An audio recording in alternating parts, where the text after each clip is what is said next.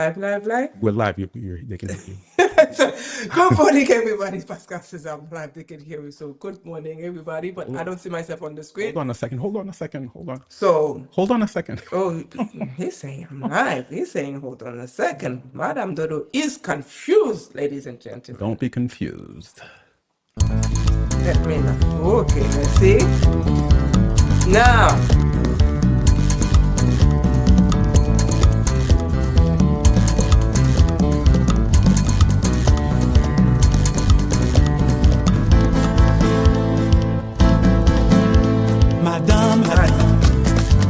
Ou qui se pied à terre ou cavaler, l'en bombe bien loin, qui gagne en pile piquant.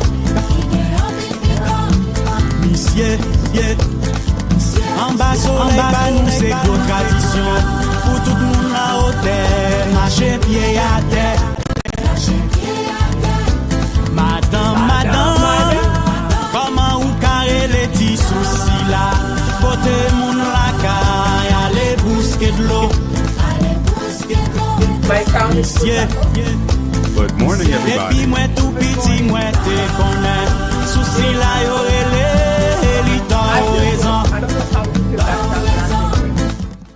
I feel great. You feel great? I feel excellent. Okay, but good. I'm always feeling excellent. Always. And you know why? Because I'm with you, Madame Dodo. That's right. That's why I feel excellent. That's right. So, good morning, everybody. And you know, today is Saturday, 10 o'clock. You know you have other things you could do with your time, but you decided to spend it with me. That's right. You're with us this morning. Appreciate it. Bonjour le monde. Bonjour le peuple. Everybody. Bonjour le peuple. Tout le monde, tout côté, tout partout, captant de nous. Now, je dis en Pascal, son chose spéciale, okay? What's so special? Well, all of our shows are special. I know, but I'm You're always toujours saying that. spécial. They're all I'm special. always saying that, but Yeah. this one is an extra. Okay. Extra. A little Okay. just a little bit extra. A little bit extra special. A little bit extra special.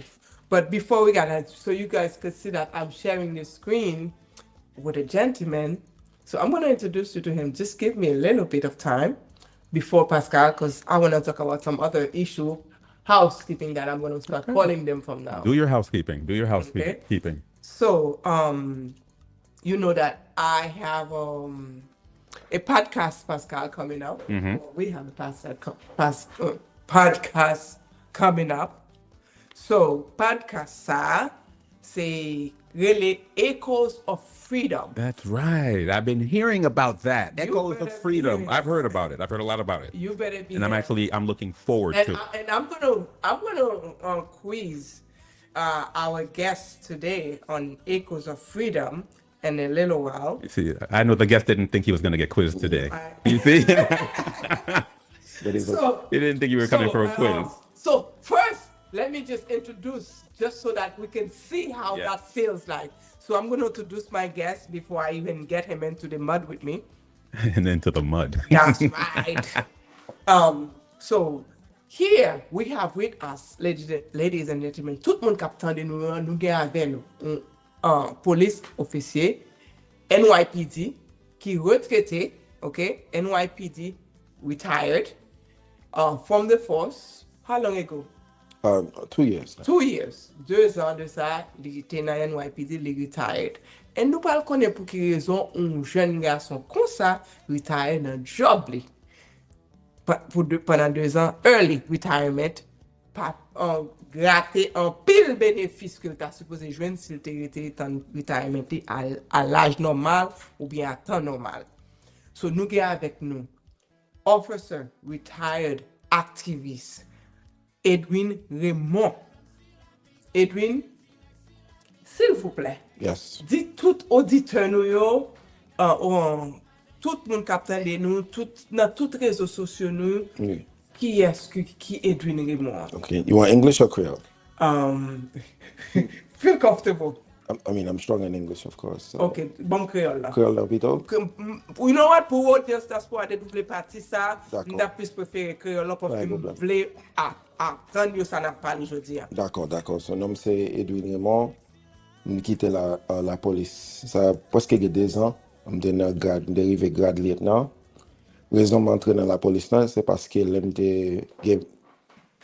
l'âge 15 ans, la police a commencé à maltraiter parce que m'a jamais. Pas comprendre parce que même si l'accident est un danger vraiment, moi-même bat la donne, à l'école, je vais être bien, je travaille depuis 12 ans, je ne comprendre pourquoi ça pour police t'a maltraité moi aussi.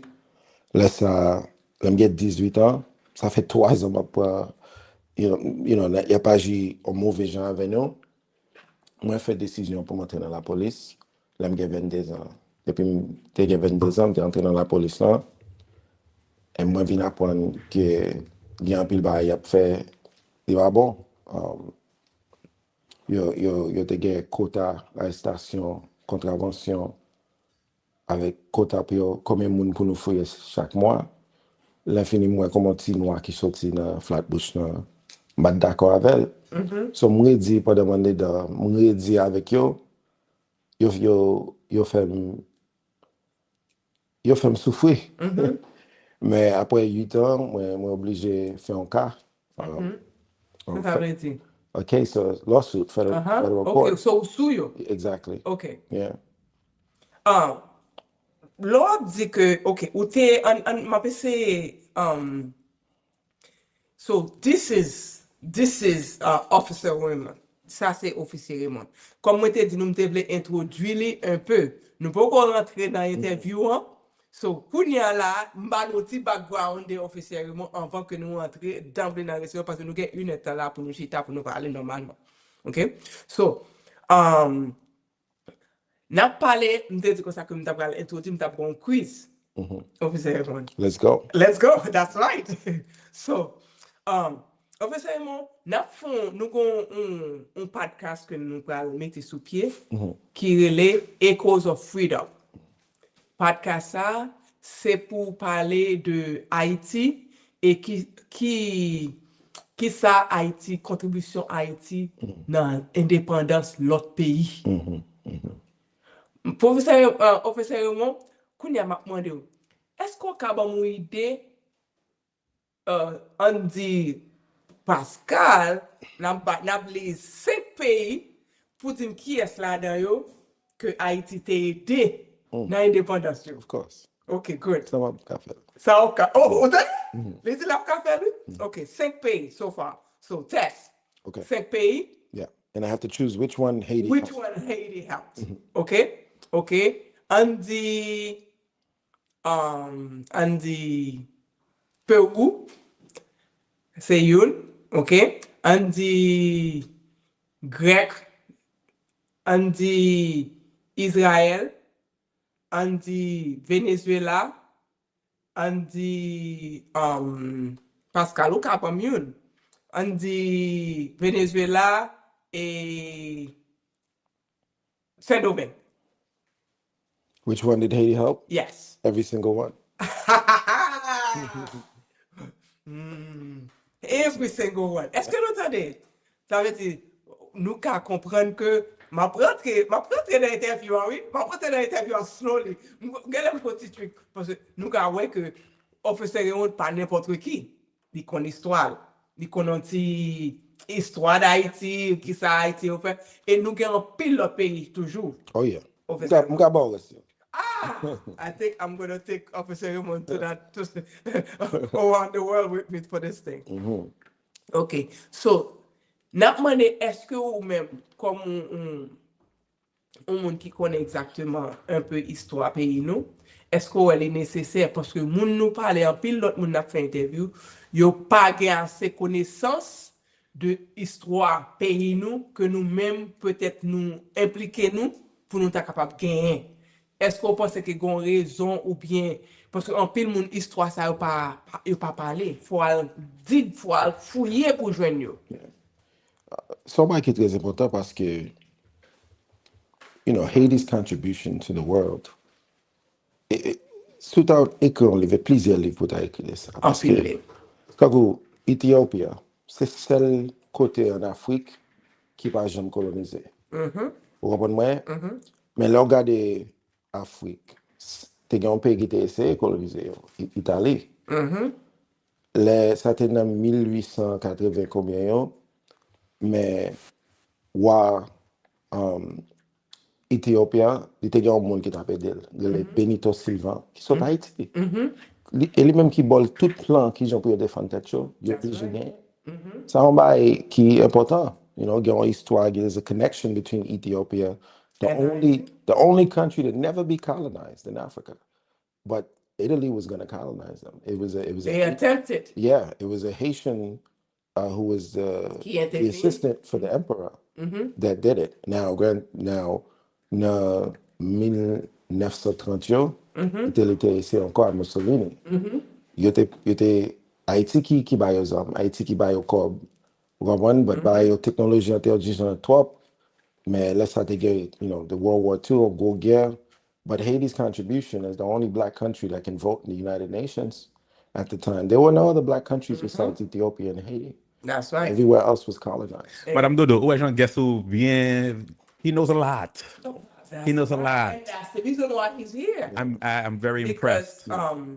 Because ça nous besoin parler, ça nous besoin rentrer là-dedans, c'est que Echoes of Freedom, nous décidons de faire podcast ça pour nous marcher dans tout pays que Haïti te gon mais là-dedans, dans l'indépendance, pour nous capables mettons nouveau lumière. D'accord. Yeah. Sur ça qui a passé, spécialement en Haïti, parce que avec mauvaise publicité que Haïti gagne, que Haïti, comme si, pour nous chercher, pour nous connaître exactement fondamental raison que fait Haïti, j'en lis là. Parce que raison n'est pas simple, et raison est commencé dans ça eux-mêmes.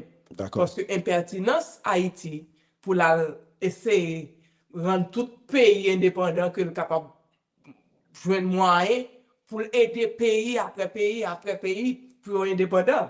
Vous comprenez? So, fuck ça te stop. Fuck ça te stop.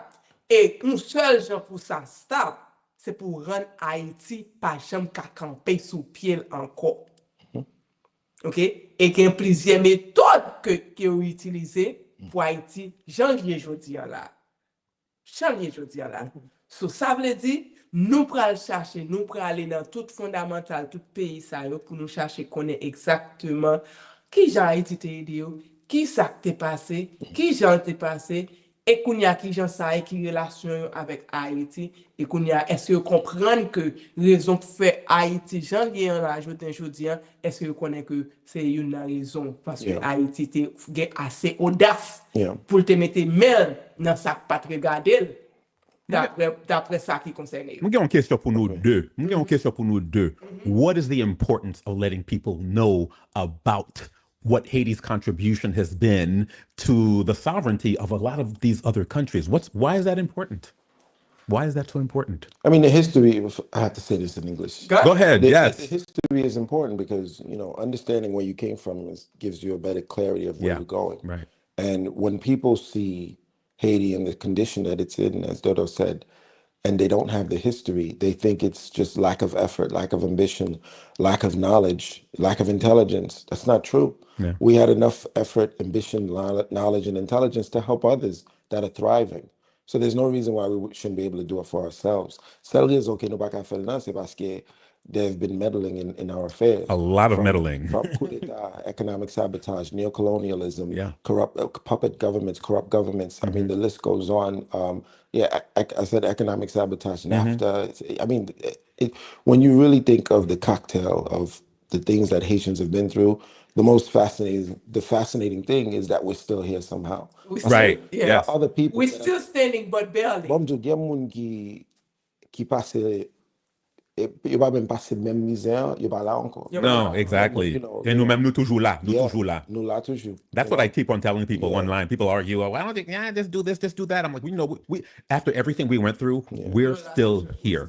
We're still here. And we're still going to be here. So we want to, nous voulons faire population connaît, nous voulons faire le monde entier connaît que raison que fait Haïti Jean là pas gain rapport avec li rapport avec Haïti parce que Haïti te assez audace pour aider le monde et le monde est-ce que le monde aider Haïti pour nia est-ce que si on te mette côté tout pour nia là est-ce que si on te mette ensemble pour te aider Haïti parce que Haïti c'est ton empire que l'été. Ouais, c'est ton empire qui t'a marché, make sure l'ici maillé, liberté côté qui méritait liberté, côté qui pas de liberté, côté qui pas jamais te penser yo te ka gen liberté. Mais kounya nous avons prix que nous-mêmes haïtiens, Haïti a payé qui pas jamais fini. Yeah. I mean, là où l'autre pays dans la zone Caraïbe, là, des présidents Guyane, Brésil, avec Venezuela, après ça, l'autre show. You're absent. Yeah. There are a lot of You're them. absent. There are a lot of countries. They definitely appreciate Haiti, but I think that at the same They time feel like their hands are tied. their hands are tied. They feel like their hands are tied, and you don't hear them as much as you think you should hear They them. want to give you passive help. Yeah. Yeah. Passive help, but right Right. now, Haïti pas besoin de passive help. Haïti besoin active. We need active help, absolutely. Même gens, là, même, yo te besoin d'indépendance. Haïti te bail aux armes. Haïti te bail aux conseil te bail au manger. Il te bail au men pour te argument pour yo. So, nous besoin active participation. Yep. Yeah. Pour aider nous sortir dans ça. Et m'a regardé pour moi, dans tout pays ça que nous aider, si tout en collaboration, te font un bagage au lieu pour ba nous bagage qui toujours tout fait nous. Ouais. Qui toujours Haïti toujours non saison de affectation que y a affixé que la tout fait pour te mettre ensemble pour te dire you know what, this is payment time. Yeah. Well, This is payment time for Haiti. no pense like CARICOM was supposed to serve that purpose. Yeah. You know, but unfortunately it's fallen short. That's, you know, in leaving the New York City Police Department, on va me développer recherche pour me comprendre qui Jean CARICOM fonctionnait, qui Jean qu'a fait, et pas pour Haïti seulement, mais pour zone là. That's right. But obviously Haiti is in the AIC cap souffrir plus, but CARICOM est supposé, il est supposé zone là cap mettre tête ensemble pour les carrés de l'autre, mais pas ça nous. Et pas ça nous. Yeah. Nous demander est-ce que nous connaissons que nous pas capable de faire pour compte nous. Ouais, ça n'a fait là. Pascal, nous connaissons que c'est difficile, nous pas capable de faire pour compte nous. C'est une raison que nous demandons tout le monde qui attend de nous là, est-ce que vous connaissez qui Jean Haïti a contribué dans l'indépendance pays neighbor nous, pays Amérique, peut-être pas indépendance Amérique, mais pour Amérique, vin Amérique plus grand que j'en ai. Haïti contribue dans un pile état. Non, indépendance là aussi. Non, en pile état que Américain gagne, je dis Yeah. que si c'est pas pour Haïti, l'état ça yo pas Yeah. fait ça yo pas fait partie de l'union. Mais indépendance là tout, parce que the Battle of Savannah in Georgia. Right. That's right. When you go, there's a statue. Yep. In the statue, a young Toussaint, right? Because he was in the French army. That's right. So the French, la France te voyait soldats pour aider les États-Unis combattre Angleterre. Bon, Haïtien, les te voyait soldats, ils blancs et noirs qui sont à Haïti. Bon, so nous coulons sang pour même États-Unis. I urge everyone who's watching this, people who like to travel between Miami and New York, you're driving up I-95, make a detour, go to Savannah. Go to Savannah and look for that statue. It's very impressive. And it's all about the contribution that Haiti or the Haitian soldiers made during the wars here. So it's very important place. So, Pascal, so we going to our first trip for the Echoes of Freedom. Echoes of Freedom. To Savannah? No. It will be to Mexico. First trip is to Mexico. When Our first trip is in July next month. Qui date? Bah, c'est un gâteau, allez. Oh, that would be great. That would be good. Ça dépend qui date. Nous That allons would be le good. 21, nous parti 21, nous allons faire 10 jours. So nous obligés de partir pour commencer pour shooter premier documentaire podcast parce que chaque pays a un épisode pour qu'on parle.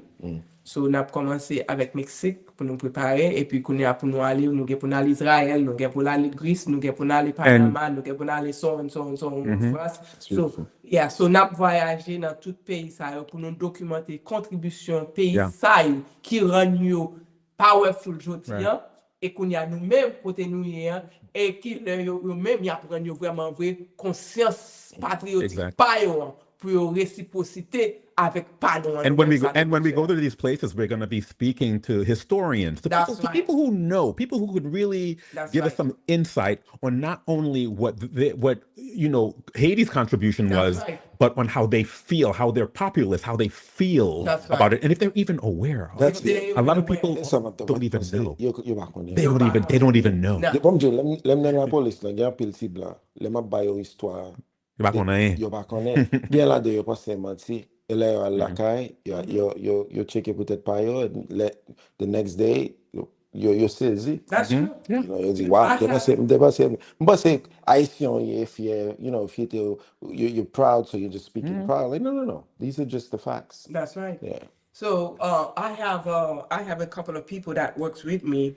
One Panamanian, one from what's the other country, Pascal? Who works Panama and from Antigua. And when I asked them, did you know what Haiti, and I was contribution, the story of it was what we're about to do, the journey that we're about to embark on. They don't know. They're like, wow, Haiti helped my country. Haiti was part of. I'm like, yeah. So they were very surprised. The late Hugo Chavez had a deep respect. Yes, because he understood that. Yes, exactly. And I'm if in case for those who pour moun ki pa konnen yo, gen ou acteur américain le Danny Glover. Parce que 50 ans, monsieur a passé fait un film sur Haïti. Non, but dans 2007, Hugo Chavez bal 25 millions. Avec l'idée n'importe ça pour le faire des films là, faut le faire film là. Yeah. Unfortunately, it still hasn't happened. Yeah, we're still waiting for it. Yeah, I don't think. I mean, at this point. Yeah, I don't think it's in the works anymore. But somebody I know else would have to take up. Danny is older now. Yeah, and the 25 million is not what it's. You can't. You can't do anything for that. That's the beginning. It's gonna cost. That's like seed money. But you know what? I kept on reading online. One of the reasons why the film was never made, even though he got all of that money to make it, and right now, he can't make it with that amount of money. But they said that he was blocked by there's that's what I'm saying. Wait a second. Wait. There's no white hero. There's no white hero in the film. So a lot of big that's right. movie studios are like, it's not going to to make money. It's not going to be a blockbuster. I think it's the time to pick back up. I agree. I agree. Between Black Panther.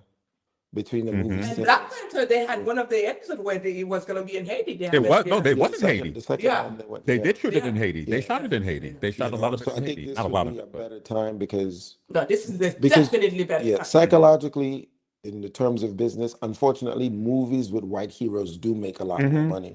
But gay film ki montre ke ou pa bezwen sa. Right. So we can still be very powerful without that. Like, I remember the movie... the reason I know all of this is, I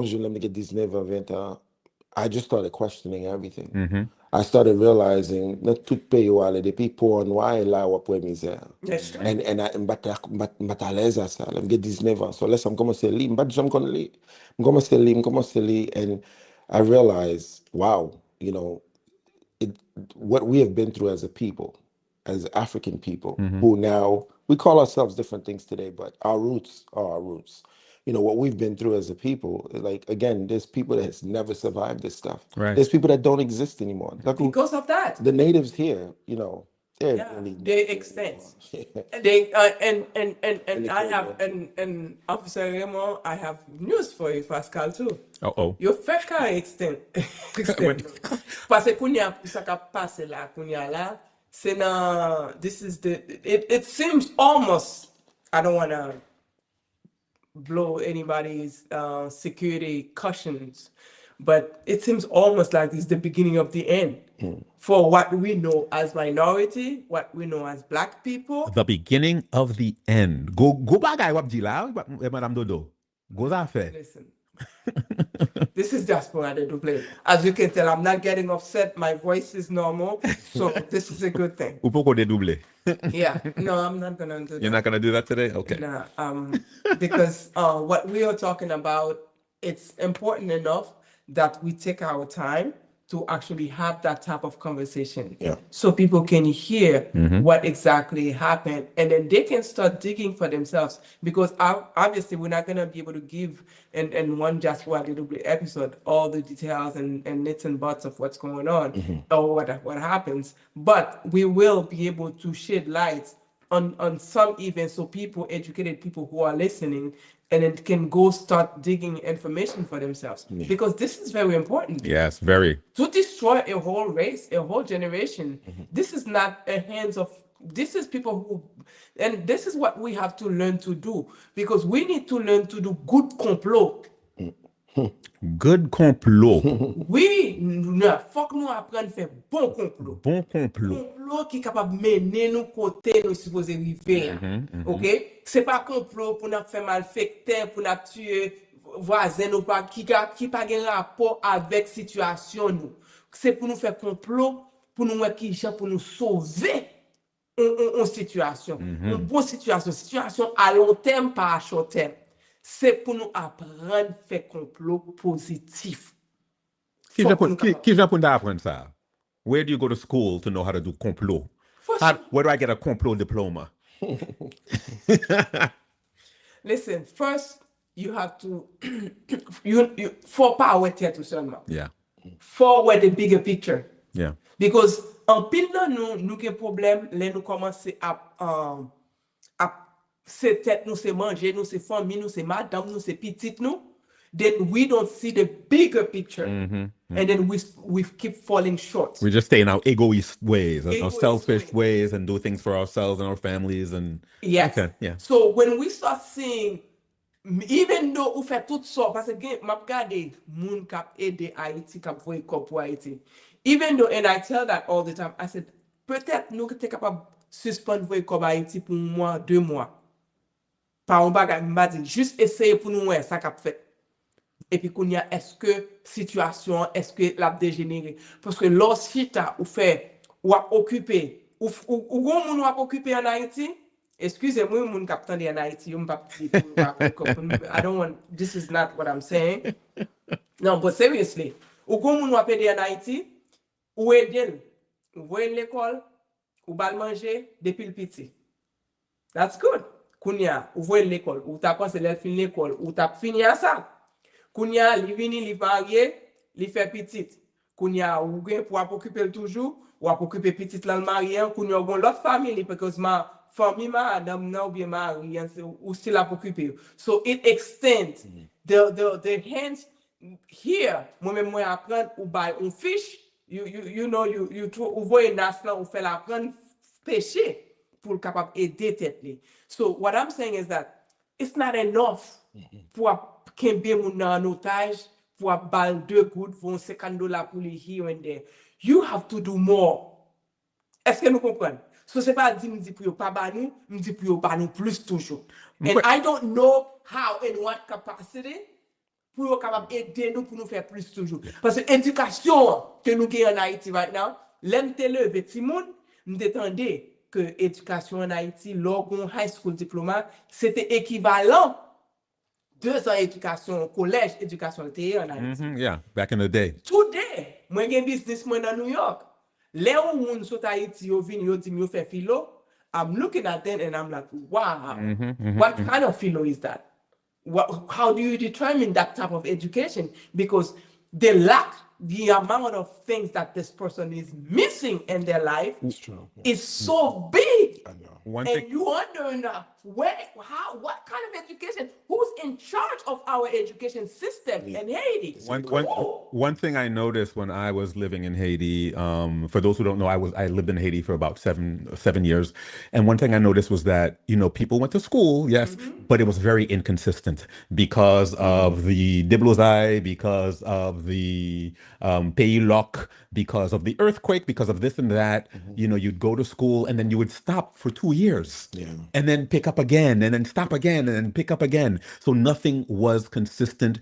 And in Haiti, you guys can talk about this. They published the results of the examen, and of the test, of the final test, and it was you can see how low people were scoring on their final exams. You could actually see how low they were scoring. But inconsistency, I think, with schooling is one of the culprits when it comes to that. I'll tell you.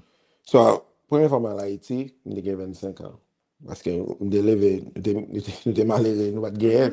So, les mal Haïti, I started taking notes of what I was observing, especially being born here, and seeing the contrast. And I said to myself, if there's one thing I can contribute to Haiti, it would be a robust school system. Parce que ça qui passe à Haïti pour la jeunesse, il y a fait, il y a pas ouais, te well, non? But là, pas d'éducation. Là, on right. vient là. Et on va pas penser pour demain. On fait n'importe ça, on dit, on fait That's pour right. là. Mais là, l'éducation, on va penser pour demain. On connaît là, it's not going to be worth ruining your whole nation. That's right. Well, one way you can see beyond the That's moment. right. That's And right. when you don't have education, it's hard to have that type of vision. But that would be the one thing. And comme diaspora, if we take all the Haitian diaspora, if all of us in just the United States contributes just 1% of our annual income, we can fund the Haitian school system for years. But these are things that you have to have the right person in the right position to make the demand. Parce que even though we're diaspora, many of us we're not too trusting of things, parce que Well, government is tough. Government is hard to trust. Well, No, we are not. Until now, on the diaspora, let's just pivot back to on the diaspora, our Haitian elected officials. Lors au monde pour yo aider dans situation Haïti, yo dit yo pas ka rentrer dans politique Haïti. Parce que Haïti pas Israël. Whatever. Non, parce que Haïti pas Israël. Whatever. OK, so yo pas rentrer, mais yo capable aller dans City Hall, yo capable aller dans l'autre côté, dans l'autre communauté, et puis yo dit premier monde qui pour paraître, yo supporter ça qui passer, yo supporter Israël, mais yo pas jamais paraître tête yo pour yo supporter Haïti, ça qui fait Haïtien pas normal. I mean, there are some, you're absolutely right, but I can think of some who makes very strong. No, that's what I'm saying. There's some of them who does. Yeah. There are some of them who does, but coalition côté tout ensemble pour nous camper dans solidarité, que l'union nous mande, que moto nous mande, que l'union qui pour faire force là, jou nous fait ça.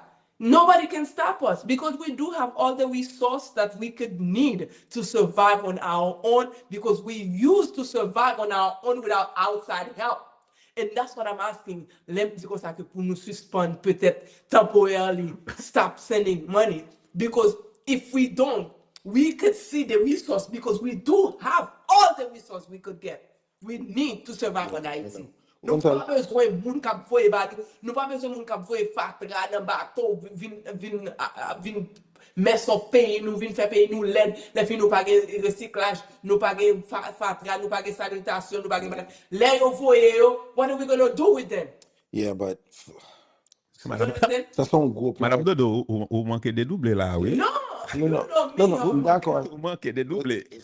So we do have all our resources. We need to start tapping in our own resource and help our own people and do what we need to do to help Haiti the way Haiti deserves to be helped. D'accord. Yeah, no, I agree. Listen, ça son plan that needs short-term goals and long-term goals.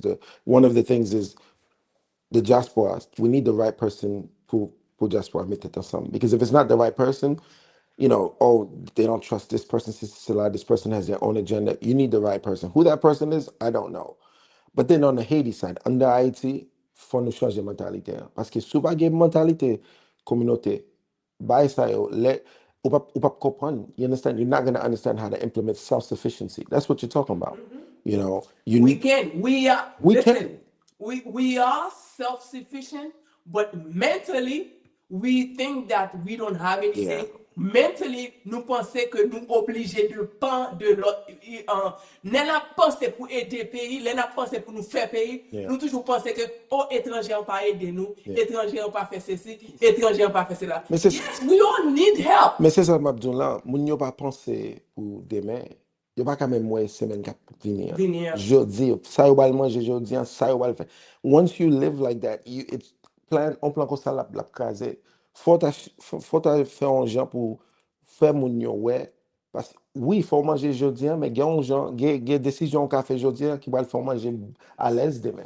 Yeah, but when you're desperate, you don't think like that. You don't think ahead. So, pour tout le monde capte de dans Comédie FM et dans tout l'autre réseau capte de nous ou capable participer dans la conversation ça. Relez nous dans téléphone 929 820 77 929 820 77 ou capable participer dans conversation. And you can also, and people who are watching, if you comment on social media, we will also see that. So if you're on Facebook or YouTube or wherever you're watching us, you can comment and we'll see that also. Because we want you to be part of the conversation. Pascal, it's time to take a break. Officer Raymond, we will be right back because we have to have your interview. We keep going on. Let's take a break. Pascal, let's take a break and we will be right back. So people on TikTok, so I need you guys to tapote here, and I need you to like this video. We are live. We have Echoes of Freedom. If you see it, we need your financial contribution. Go on our website, Echoes of Freedom.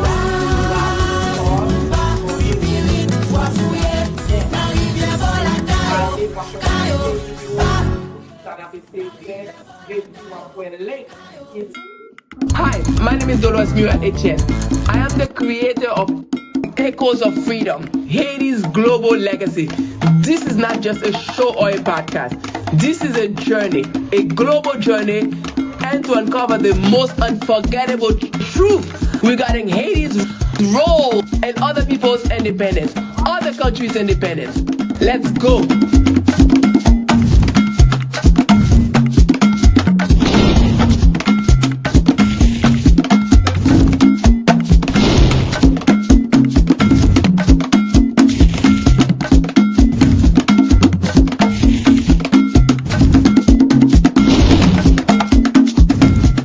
In 1804, Haiti became the first black republic and the only nation born from a successful slave revolt.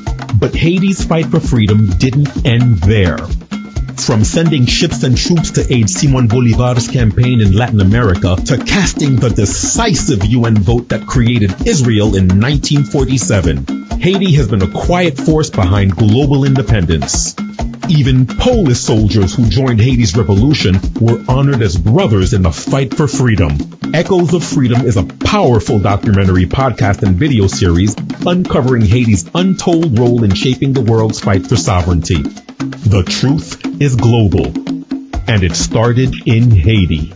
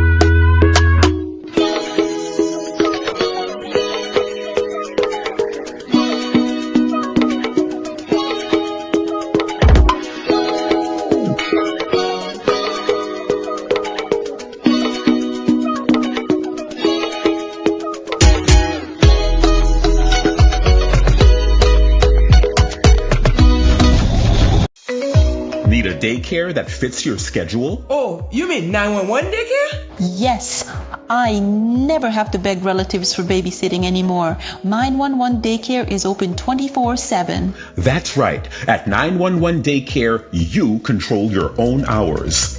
Day shift, night shift, no problem. And the location couldn't be more convenient. Right in East Flatbush in the heart of Lelo, Haiti. Plus, 911 Daycare accepts all vouchers. Have a government voucher? You get 911 Daycare. What? All vouchers? Qui fa qui vaut cher? Voucher, c'est le gouvernement payé pour petit ou al nan daycare. De pour qualifier, y a payé pour. My kids love it there. You accepte ti moun de 0 jusqu'à 12 ans d'âge. Yep. Kids from 0 to 12 years old. For daycare that's always there for you, call 718-513-0411 or text 516-717-9446. 911 Daycare, your 24/7 childcare solution. 911 Daycare is always there when you need them. Registration is going on now. Qui écoute, prends des vents. Pas dit nous pas dit. 911 Daycare là pour qu'à al travail à n'importe là ou joindre travail. Relais rapide pour qu'à sécuriser place ou. Call 718-513-0411 or text 516-717-9446. 911 Daycare, your 24/7 childcare solution.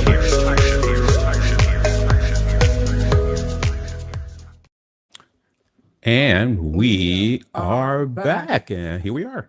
Ooh. Yes. So 911 Daycare. Talk about it. Talk about Talk it. about 911 Daycare. Salye même. Sama 911 Daycare You yun même. know that 911 Daycare is one of our main sponsors, Dedouble Vibe, Dyaspora Dedouble. And what they do, they are a daycare that actually, you know how you say the city that never sleeps?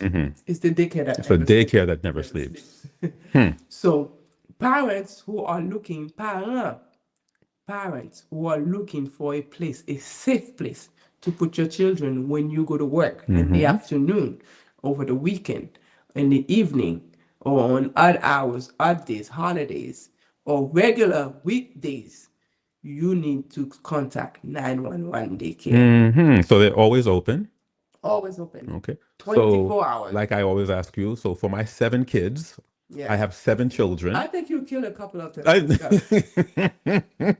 So for my 7 kids, so when I want to go to a club, when I want to go to a club on Saturday night, like tonight, Well, this is and how I it works. decide I want to go and I need a place for my kids. Yeah, because I haven't seen your kids in a while. You haven't seen them in a while? Yeah. They're there. So you better come and re-register these kids. My boy is tout moun mwen yo nan 911 Daycare. So you have to register your kids. Okay, make sure register. all their documents are Okay. intact. Okay. And then you can call whenever you need, or you can be a regular, Uh-huh. or you can be someone who calls on occasions. Okay. But either way, you have a place Good. where you need your kids, where you don't That's have good. to put them on some, person who you Right. don't really trust, but you have no. Because sometimes I need to drop them off, and I don't have any place to bring them. Yeah. So good. Yon moun ki juste pa gen choix kote pou yo lage ti moun yo. Yeah. Yo lage yo n'importe kote, et puis kè yo serré, tête yo pas bien. Parce que yo pas senti yo confortable Yo pa avec côté yo considéré, mene yo ti pa moun gen yo. choix. Yeah, m'konwen sa. Right? Yeah. So c'est pour ça nous gen nan one daycare, so you don't have to feel that way. Seul bagay m'konnen, m'pa ka lage 7 ti moun mwen yo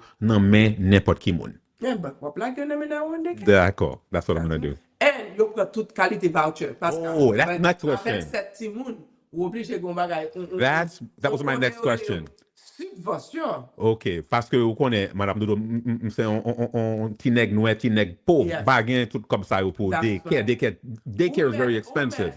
If you need that, you can just So you- come you- to you- Donor Services Beautiful. and ask that you need daycare. So you take government vouchers and all those things. All of the vouchers. Oh, wonderful. That's excellent. Anything you got, I'm glad to know that. they'll take it. Okay, so let's go. Okay. Now, Officer Raymond, let's talk business. Let's talk business. Let's talk business. Now, Officer Raymond, nous capable de livre que nous avons là. I'm pointing to it right there. There you go. An Inconvenient Cop. That's Officer Raymond's book. He wrote that. And it's a very good book. I started reading it. I haven't had time to finish yet, but it's a page turner. Okay? Thank you. So I order it on Amazon. Pour moun ki pa konnen ki kote yo kapab jwenn liv sa.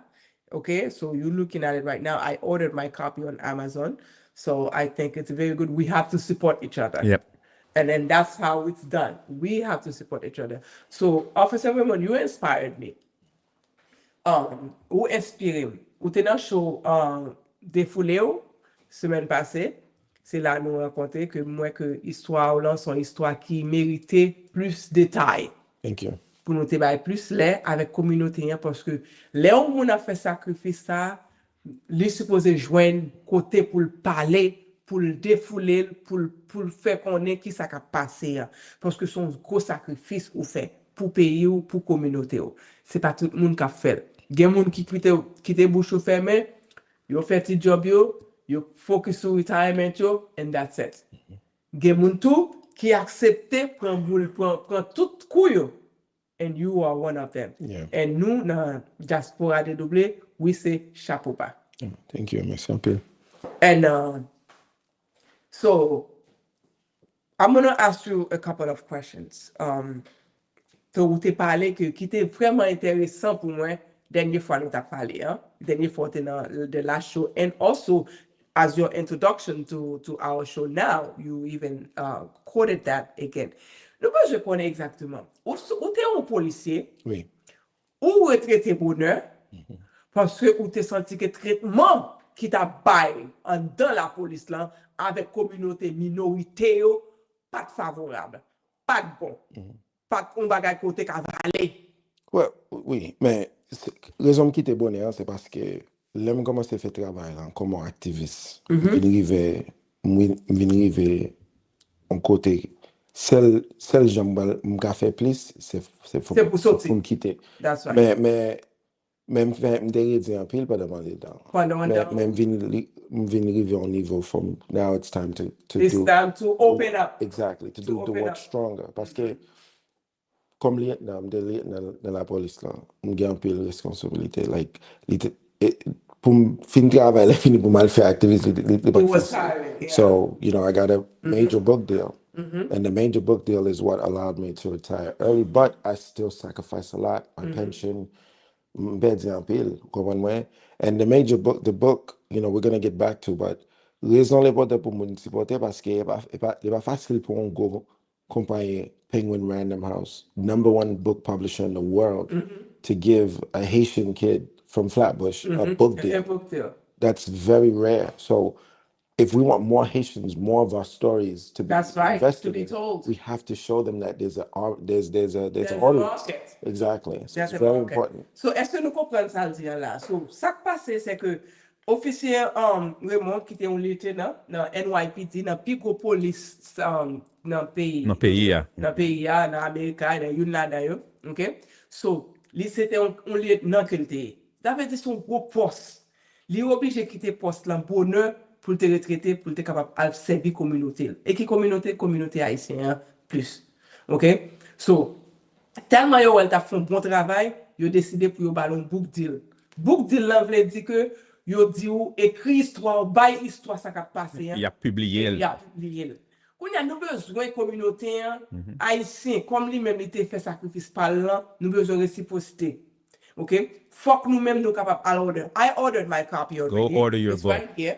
Okay. And Mr. Raymond, I want to add, I used to work for a very big publisher for Bantam Doubleday Dell, and I work very closely with a lot of the authors who would come in, a lot of the authors, and it's a big deal. I want our people to understand that. It's a huge deal. So what we want people to actually buy that book.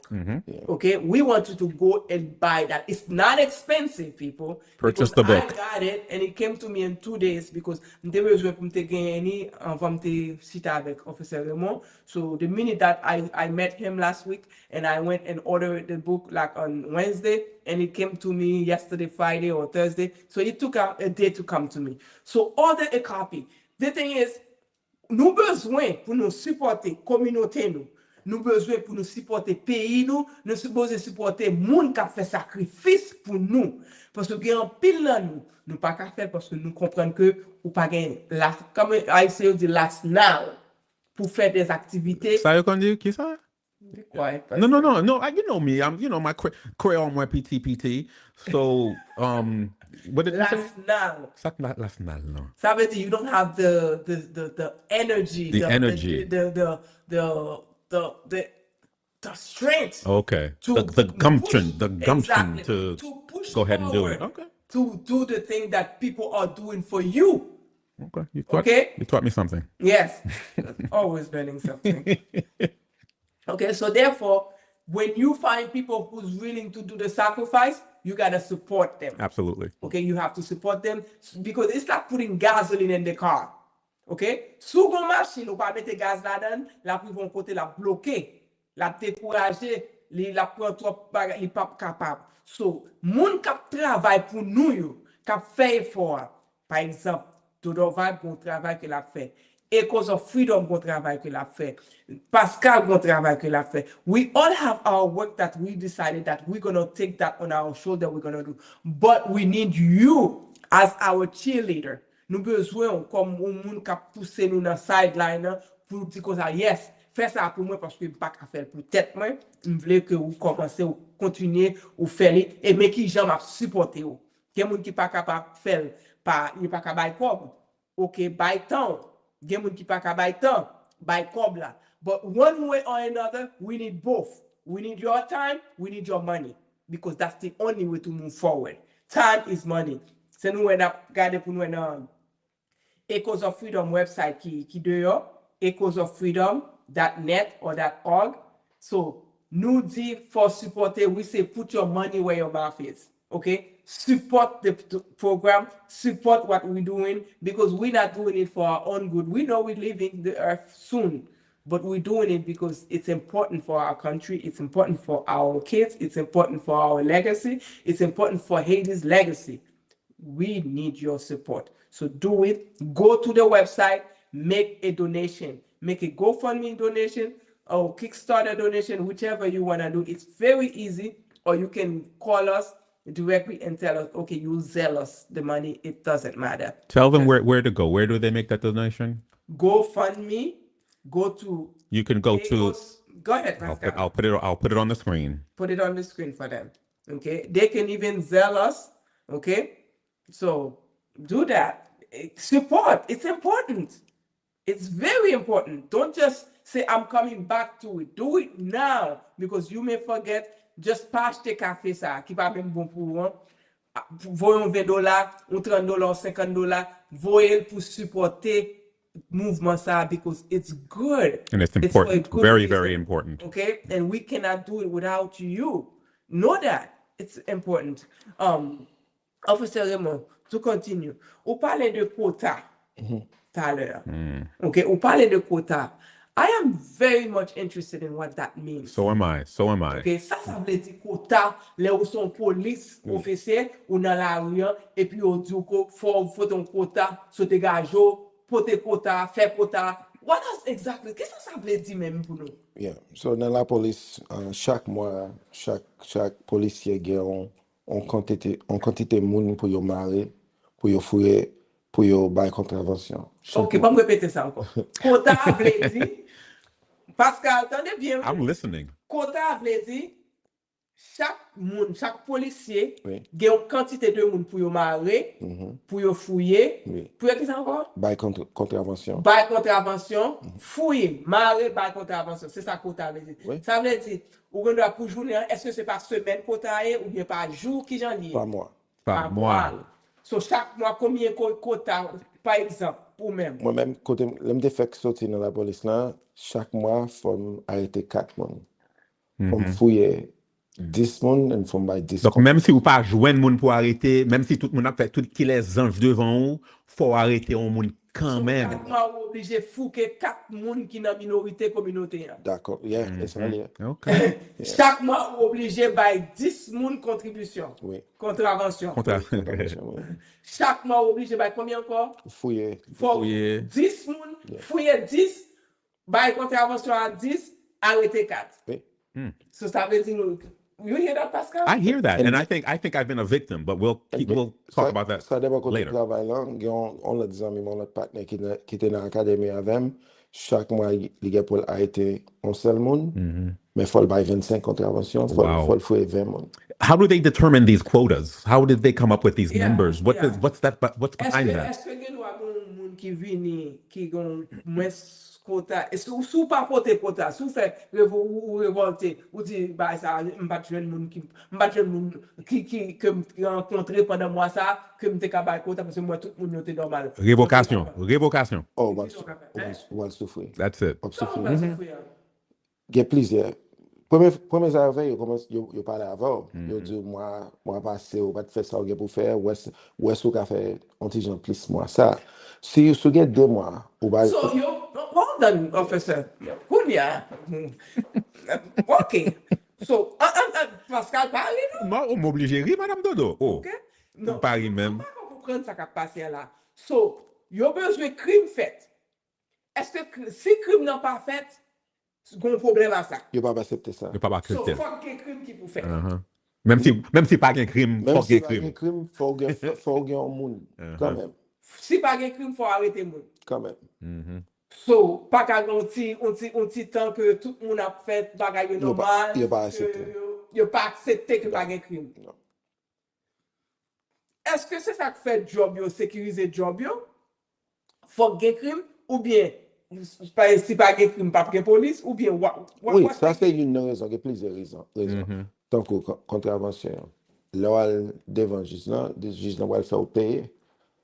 Là, on met tout comme ça ensemble pour année. Plus qu'un milliard, like, over $1 billion. You mean the fines and things like that? Yes, Okay, yes, so surcharges, fines, late fees. it's the money train. It's money, you know.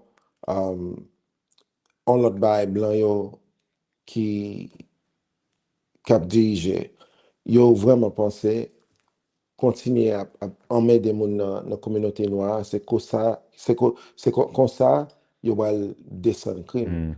Et l'aime d'où arrêter moun n'est pas pour pas sérieux, non, c'est pour Si bagay banal. bécan sur sidewalk. Yeah. Moun qui yo ka gen ti bien amé yo, on moun si yo pas payer train, on buy $2 Yeah. et demi, $3. They're just trying to make their numbers. Yeah. They're trying to make their numbers, whether there are numbers to make or not. Mais problème non, tout ça m'dou yo tout ça yo occasion yo dans communauté blanc. Mais moun sa yo ou pas doit toucher yo. Hey, yo do wait a that? minute. They told you Wait that. a minute. So, même style de crime ou bien misdemeanor ou bien ça, ou capable de joindre dans toute communauté. Tout côté. Mais, seul côté ou capable de faire arrestation pour yo, capable de stop moun, c'est dans la communauté minorité, c'est dans la communauté noire, Spanish, ça. D'accord, oui. Mais sous non communauté blanc, Yo pas prêté. Yo pas campé. mais sous noir Si ou noir non communauté blanc, y a campé. Oui. Oh my God. Okay, but I'm not surprised. Yeah. I'm not surprised. So, Et gen l'autre policier, yo fâché avec lui. L'aime dit parce que yo accepté. yo pas non que yo vraiment yo pas accepté, yo ont gens want, mais yo plutôt public n'a pas connaît parce que les entrées dans chambre, yo besoin moun yo respecter yo parce que l'aime commencer dire So, it's about the job, it's really. what okay. You were spilling the beans. Yes, You so were giving the secrets when away. they walk into a room, they want to feel respected. They don't want people asking them about this. Right. Là, on finit livre ça. Quand il y a un homme ou un partenaire qui est policier, on va demander, yo, m'te le un livre, m'te un film. Est-ce que c'est vrai? Ou what pour dire c'est vrai? Il y a des gens qui disent, donc il y a une dame en blanc, she's a journalist. Il y a un homme en police dans NYPD, il travaille à Washington aussi. Yo bon ami, n'importe salve le connaît, police n'a dit, on je dit, let's talk about Lieutenant Raymond. Il dit, I love you, but that's the one thing I cannot talk about. I say, qui dit blanc, c'est seulement pas capable avant et lieutenant Raymond. But please, just comprendre pas capable de lieutenant Raymond. Wow. Ok, ça faut penser que dit ça. Parce qu'elle want. Il pas vle dire la vérité. Parce que si vous homme vous connaît, c'est un bon monde lié. Ou lit un livre, ou regarde un film, ou lit un journal, ou un problème, ou dit, Dodo, on connaît ces gens dans la police là, mais ça me télé. Est-ce que c'est vrai? Là, au fin dit c'est vrai, qui question va le poser, mais ou même sans faire de ça. Sans faire pour combattre ça. And that's the problem. They don't have that answer. Réponse ça, il n'y a pas de réponse là. And you know, it's funny because Pascal, one of the things about me is that gen pile bagay vre m pa besoin connaître. Parce que depuis me connaît, I have to take action.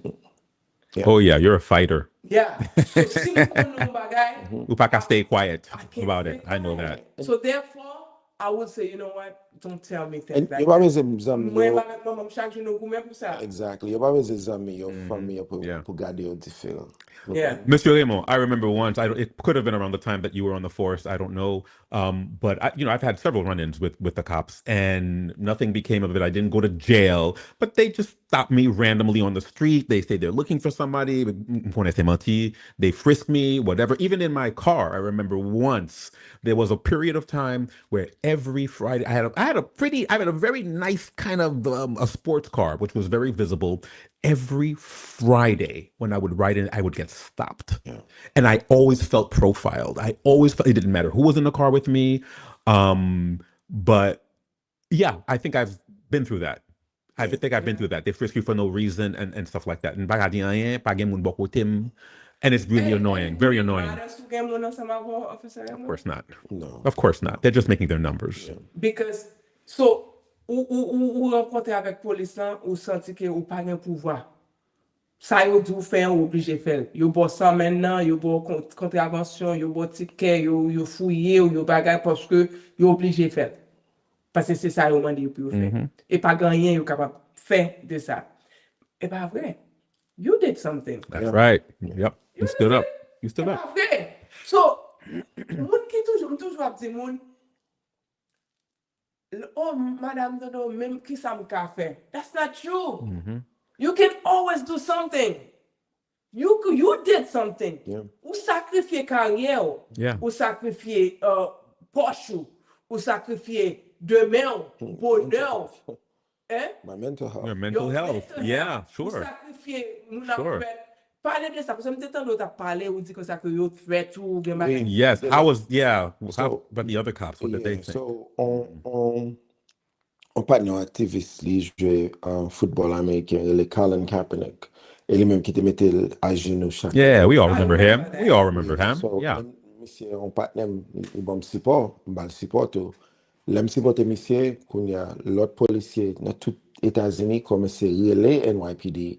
Il a dit NYPD pour que ça ait bon travail, pour que ça pas évoquer un gars qui dit on va le mettre balle dans la tête. My gosh. Yeah. So, pour peut-être soit faire. Yeah, you demande de respecter l'uniforme là. Ouais. So, yo plutôt uniforme n'a fait crime avec moun que supposé protéger. Pour yo même, yo pas welcome crime. Yo welcome et ça travail là. Yé, bon m'dou, gars haïtien. Avant de commencer à faire bruit dans NYPD, gen l'autre haïtien qui te gen grade, m'parle avec yo. Yo dit m'pitié, quoi ça va yo yé. S'ouvre les fonds bail. Faire respect, t'en arriver en position, ouais ça au café mais et travail là, ou jeune, sur pas mais faire l'autre bail à la vie. Et ça yo dit. So just résigner, sort of like just résigner and just do, you know. Où arrivé dans position lieutenant, pas vrai? Yeah. So, mais où t'es commencé depuis ou rentrer comme Luki avec même mentalité. Of course. Comment faire arriver lieutenant et yo déjà connaît so gen ba mais ou qui so gen ba zone ou qui jo ki ba et yo accepter pour arriver lieutenant. So, one good thing about the system, right, is puka rive en garde for pour examen. De pour passer examen, ou pas l'autre problème, faut y avoir garde là. Mais moi-même, yo t'ai essayé écrit des bails, yo t'ai essayé tout ça, yo t'ai essayé faire tout ça pour yo faire pour yo pas bon moi, mais parce que m'a passé examen seulement, passer bien. Yes. So ça fait qu'on y a puis pour la police les problèmes à travail là les quiet private moi-même qui était tout le monde connaît. OK, nous avons un gros journal New York Times.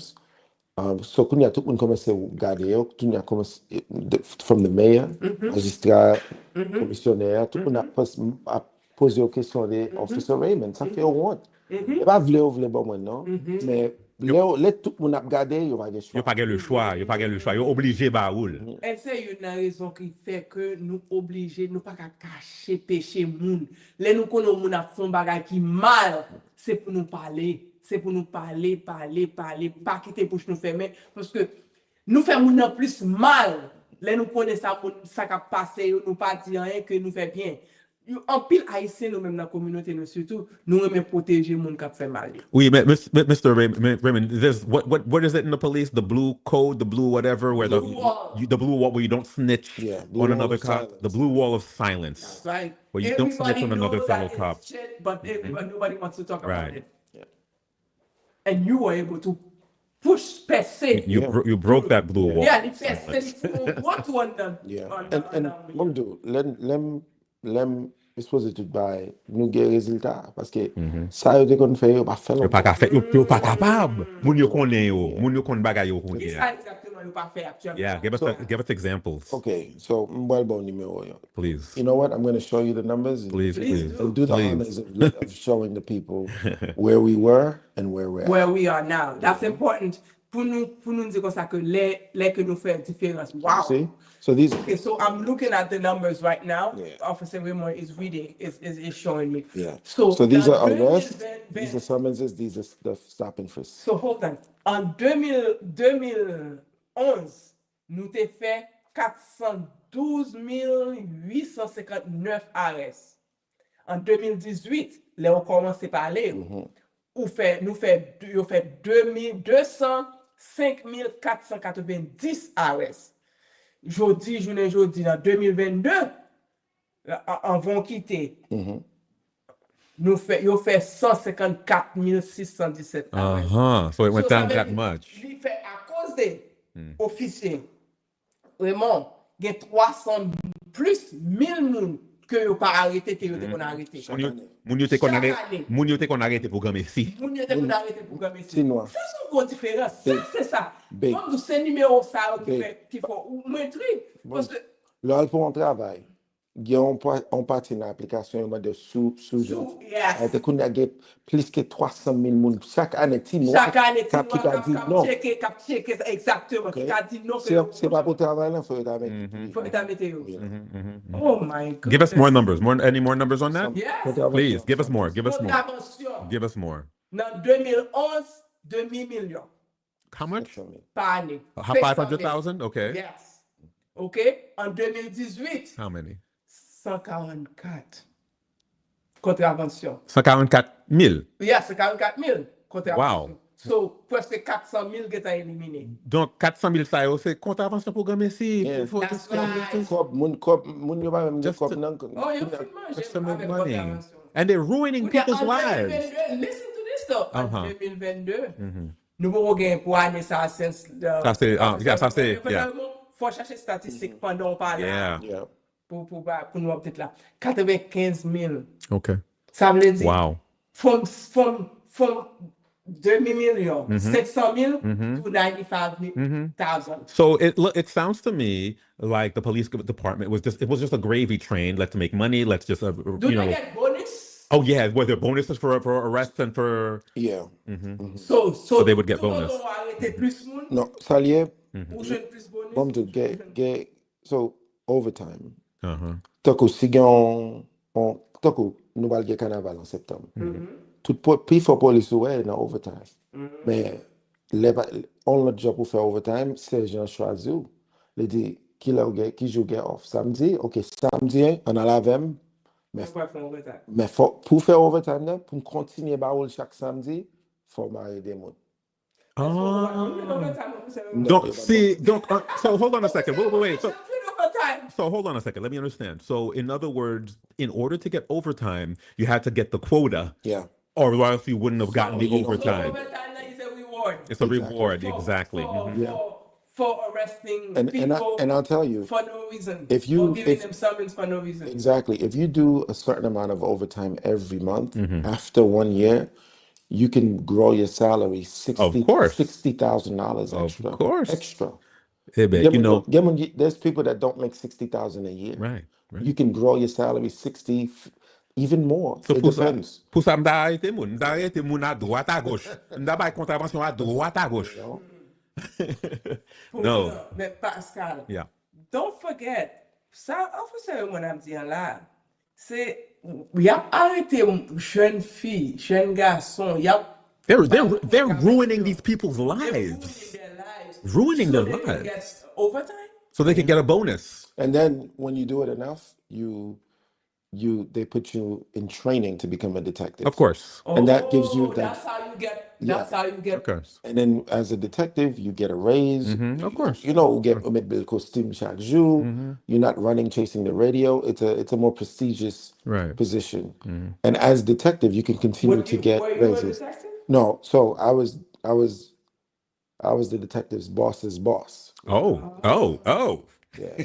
So, So it's police you officer. skip the Yeah, few. yeah. Uh-huh. So See, from this is the thing. We gotta get to this, Pascal. So, on your what? No, this is why it's important not to be stupid, people. Yeah, right.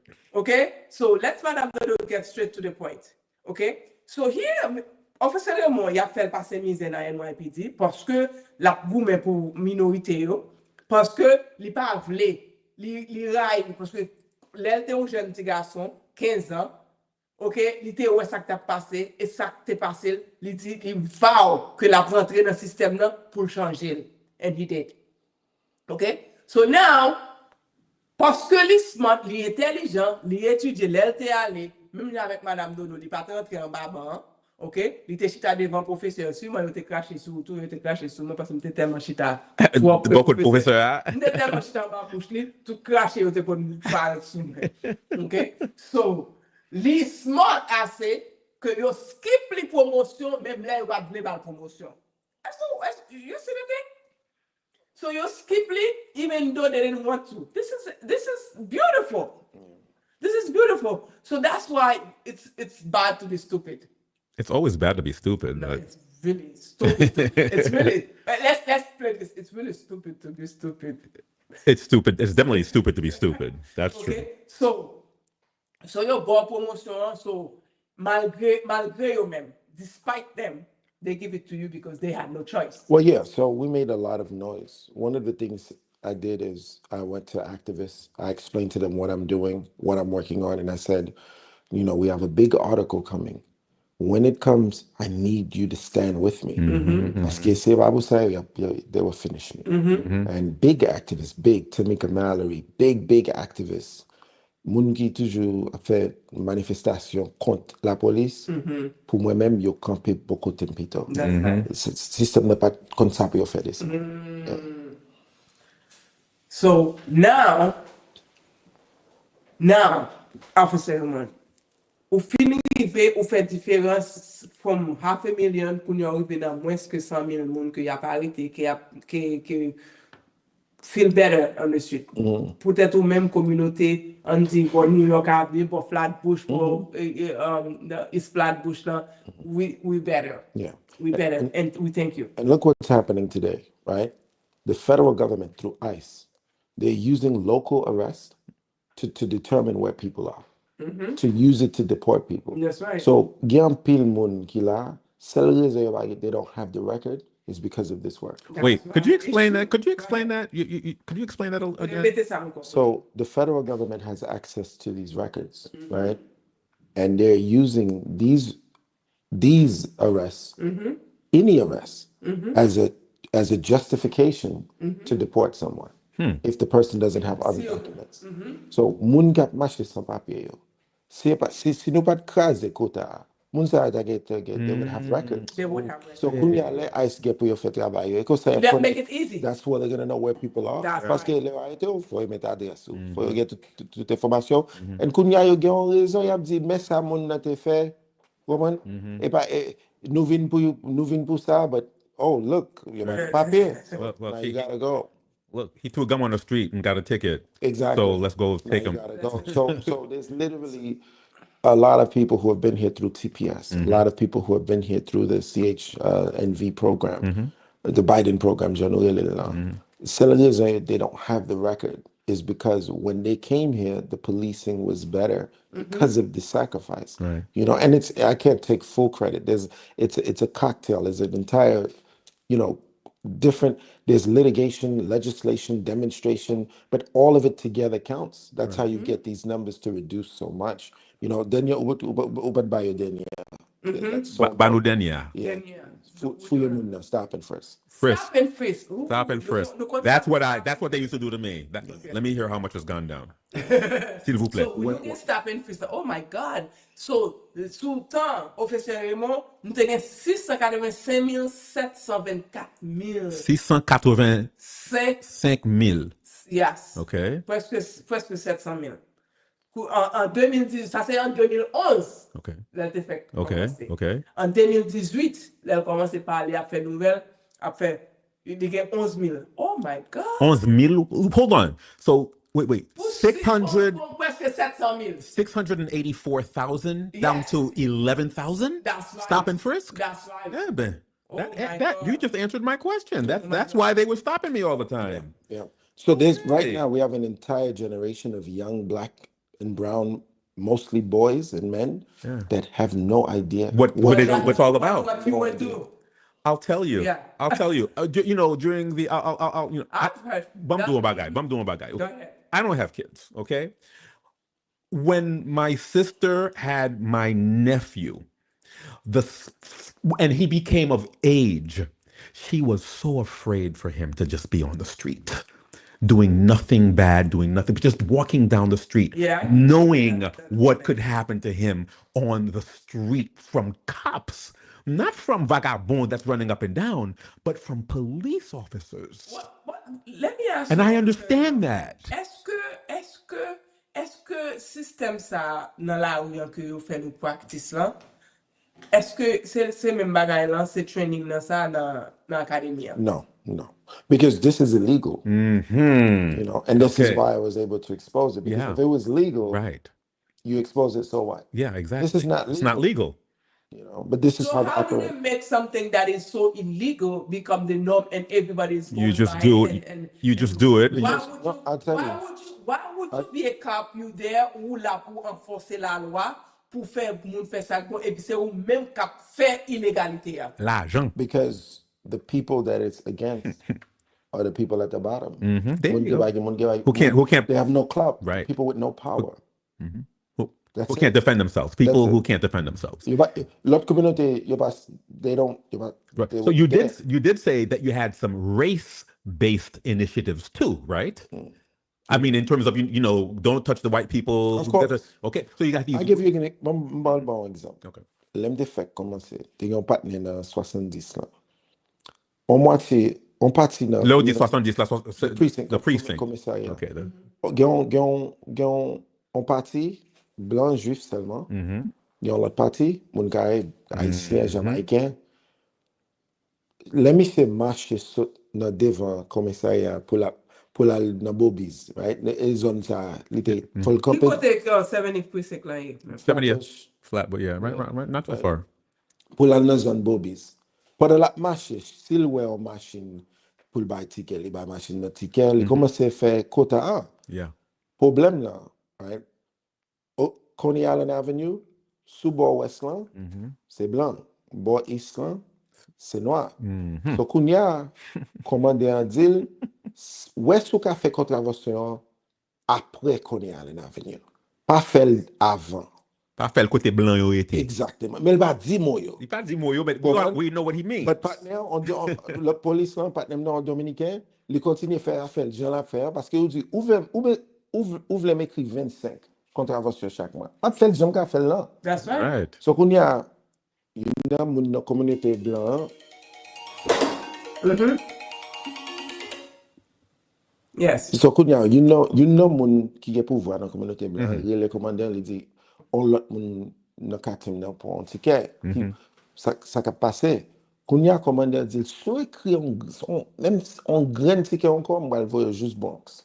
So he threatened him. He threatened him. Yeah. Wow.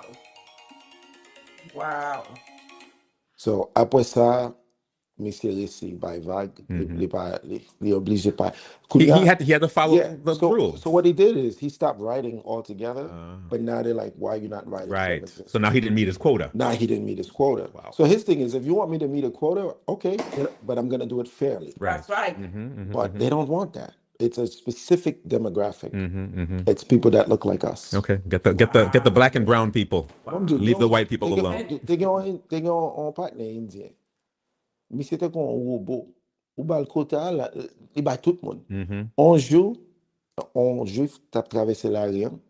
Les balles ticket parce que faut tant de lumière pour traverser. Quand on a fait, mais laisse ça ou pas de café. Si lumière rouge, jaywalking. Là, le fin balle contravention, il fait le signe. Les samedi, vous connaissez vendredi samedi le the Sabbath, right? So during the Sabbath, they're not allowed to sign. Oh, ça vient faire gros bruit. Non, c'est le jour indien, Yo te kon ap di monsieur, yo te kon ap di jeune son bon police parce qu'il est toujours. Si kote a 25 la fesse, la ba 50. On robot lié. The next day, yo mette juste Harlem. Wow. Il s'est saisi. Il dit, pour 3 ans, chaque fois que je fais ça, you praise me. Parce que je suis un seul grand juif qu'on y a, on mette juste Harlem. OK? Bah, ça n'est pas pour tout le monde, et pour nous-mêmes seulement. Politique, racial politics. Yeah. Well, that's why they used to talk about racial profiling. Oh, that's Well, all we it know is. that That's all it we know is. that happens.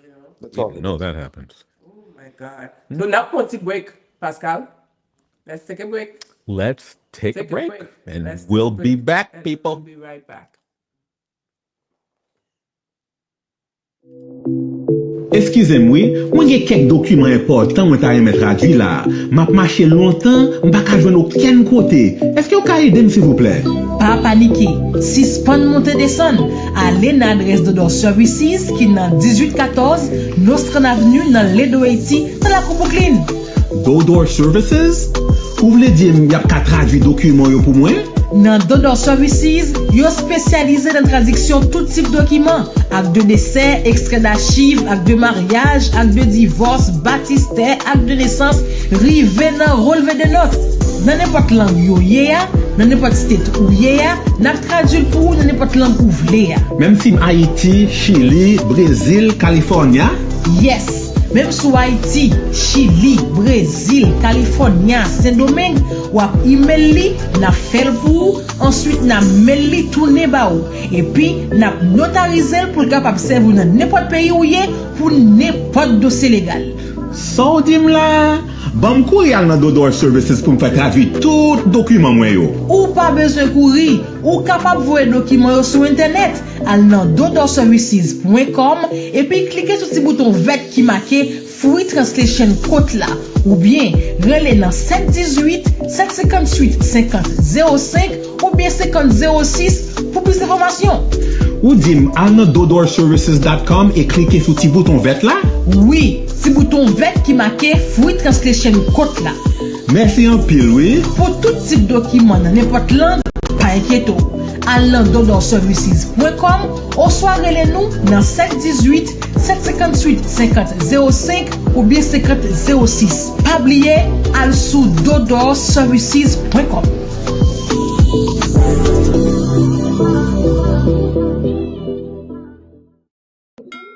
Hi, my name is Dolores Mura Etienne. I am the creator of Echoes of Freedom, Haiti's global legacy. This is not just a show or a podcast. This is a journey, a global journey, and to uncover the most unforgettable truth regarding Haiti's role and other people's independence, other countries' independence. Let's go.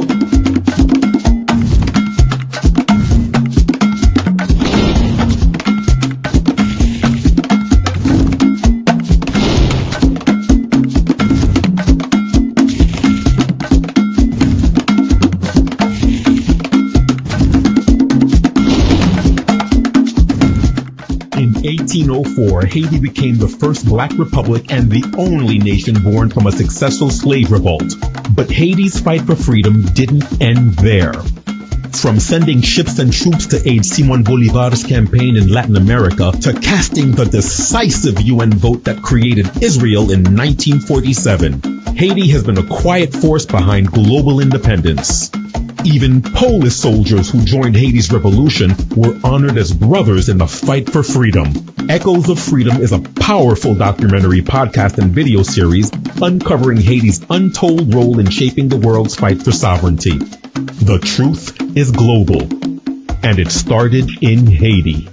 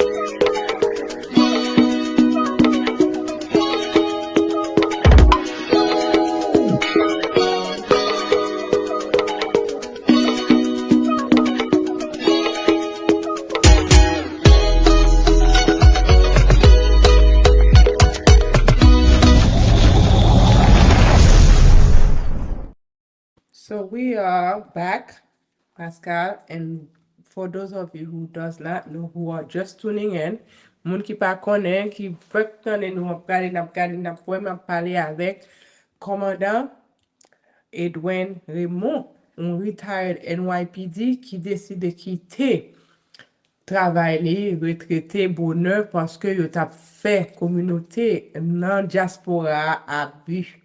Communauté dans Brooklyn là, côté li même li te Et la communauté dans la diaspora seulement, la communauté de tous côtés. Communauté de tous côtés que but li même c'est là tap vivre. Okay. But however, travail qu'elle vient faire, qui vient rendre que tout New York là et qui vient faire changement tout national parce que gen l'autre pays tout, gen l'autre state qui vient que nous apprendre que qui bénéficiait de mouvements software et gen l'autre officier qui inspiré de travail ou de commitment qui vient faire tout dans state pa yo qui vient rendre que gen changement qui fait dans communauté. Gros changement, gros changement. So, on parler un peu de ça avant de aller dans Nouvelle-Haïti. Yeah, so nous avons un documentaire, les Crime and Punishment.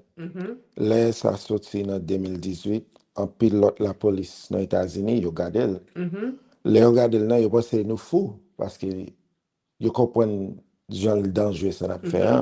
Mais gain là-dedans, les retourner travail, ils pas qu'à continuer faire mal. Même bagarre. So, ils obligé de faire ça faire, ils exposent le système là. Et ce qu'on y a dans l'autre communauté dans les États-Unis, bah, ils ont commencé à changer. You know, et raison ça, je quitté la police parce que I want to lead the movement. You know, I want to give them a safe space. How is it now, Officer Raymond? Comment ça y est qu'on y a là? Good question. Que ou même commencer ou sacrifier pour lui, comment ça y est? Qui ça va faire going forward? What's happening now? So unfortunately, malheureusement, the problem is the support that I expected, it's not here yet. So the way I want to move, beaucoup ka fel, you know, parce que gen pile l'autre policier, y a prelem, yo j'aime sur Instagram, Facebook, gen qui j'en email moi, yo le tim sak problème là, m'debeze en opposition, m'ka you know, get on a plane, go see them, put support around them, but the support is not there yet. I need the support. Why isn't it there? What's going on? So, apil moun yo ba, they don't know. They don't. Blanc yo connaît plus, but l'autre noir pas connaît. Exactement, qui ça nous t'a obligé faire, qui ça nous t'a supposé faire pour nous make sure que pour moun que n'a sacrifié, pour moun que qui victime yo, pour yo connaître ça. They have to know the story. Before you got film, for you still live now, for you. You know, I did a non-profit. We're struggling, but it's not moving the way it's supposed to, unfortunately. What can we do? What do you think that people should do to get this moving so more people know about this? If they watch the movie, so you got film now, that's going to give them a quick education. After that, for you see what they live now. So the question is, I didn't know about this movie. Where can I see the movie? So it's on.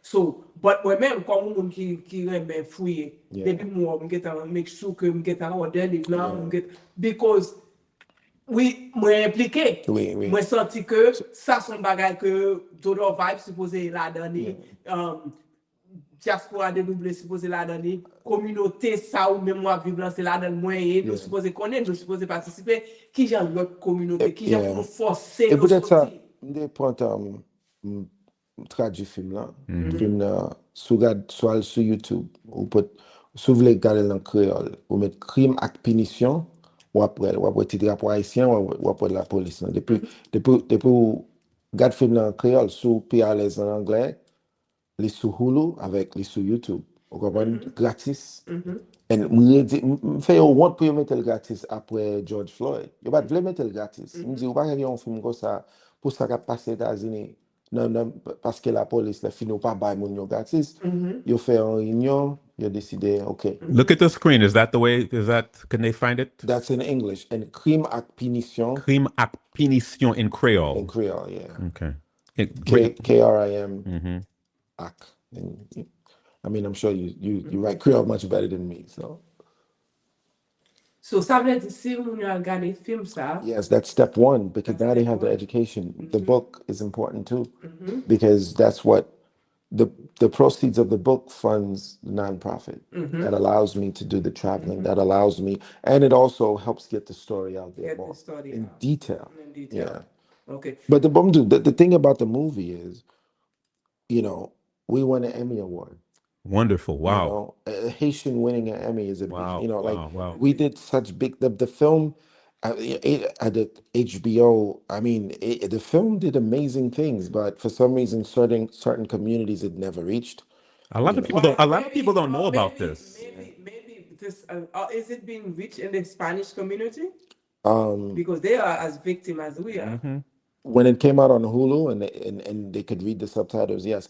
So the NYPD 12, I'm the lead plaintiff. It's me and 11 other cops, 6 Hispanic, 6 Black, you know, and we are the ones that I'm leading the charge on this. I wish they translated it for the Spanish community, Spanish speaking community, but they can read the Spanish subtitles. Nous-mêmes comme Haïtiens, we don't really have Creole subtitles. That's why I took the time. It was a lot of work. That's a lot of work. A lot of voices, you know, and I want to say thank you to all of the voice actors that assisted with that, you know. So I want to show you this picture. This is me and Raoul Peck and his brother. We were both winners that year. Okay, he won for a film called I Am Not Your Negro about James Baldwin. And I don't know if they're going to be able to see it. I'll put it on the TikTok one. You know, it was a big year for Haitians, winning 2 Emmys. You know, this is 2019. I don't, you know, that's a big deal. That's huge. That's huge. And why are we not? This is why.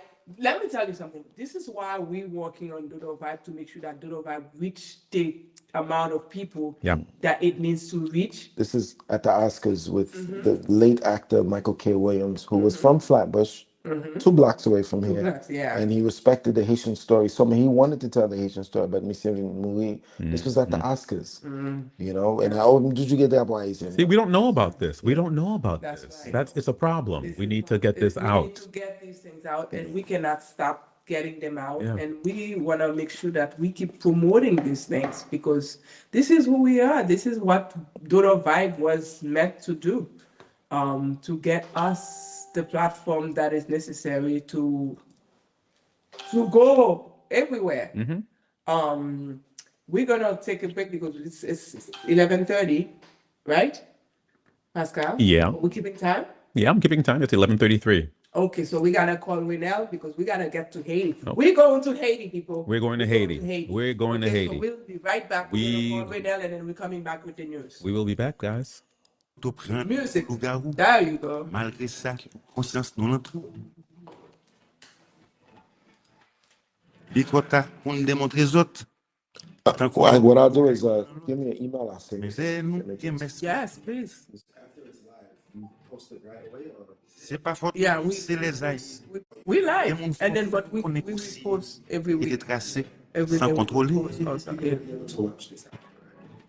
yeah. Dans I'll send you l'espoir a que link. nous va viendra. You can post it. I Continuez, want you to Ève l'argent. talk. Et au lieu de ça, nous restons là.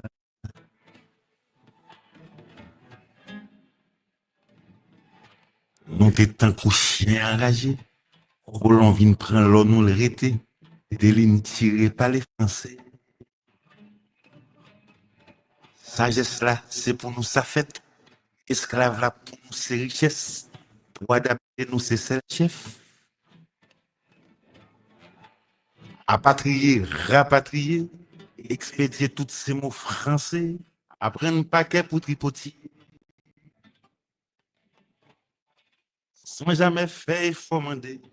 Pour qui ça saute, c'est la vérité. Tu me cherches un moyen pour m'aider. La fait une classe pour le diriger. M'a fait une pour me conscientiser. Je m'allais, m'a va commander. Un malin délibéré, pour l'autre malin, peut-être ça va changer. On nous garde la malhonnêteté. Sans pétriment, mais le bœuf là, ça va couler. Malgré besoin la manger, sans passer un bon matin, la va tomber. C'est pas chita bal discours, qui pas plavé gel, qui pas plavé j'aime tout.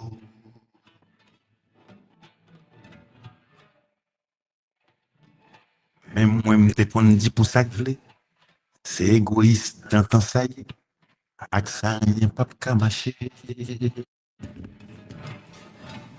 Corruption chita tout côté, si tout kay nèg yo costumé, élément misère lâché. And we are coming back. Ooh, I was enjoying that. That was good music. I liked it. Yeah. It was very because good. It was speaking to the truth that we speak about. It definitely was. It definitely was. So, Renel, comment nous est là?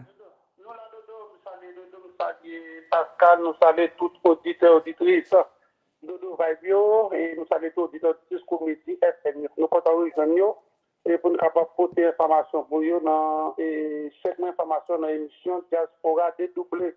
Nous avons commencé l'information dans la Cougonaïve côté un policier Idmo qui est Edouard Raymond qui blessé hier au soir et sous place Dame Gonaïve là. Mais c'est un agent de SAP lui-même qui a tiré et policier ça. À un moment qu'il n'a pas parlé avec moi, pour qu'on ait trop de détails qui baillent sur l'incident qui arrivé hier au soir, sous place Dame Gonaïve, côté un agent de SAP qui a blessé un policier Idmo qui est Edouard Demerzier.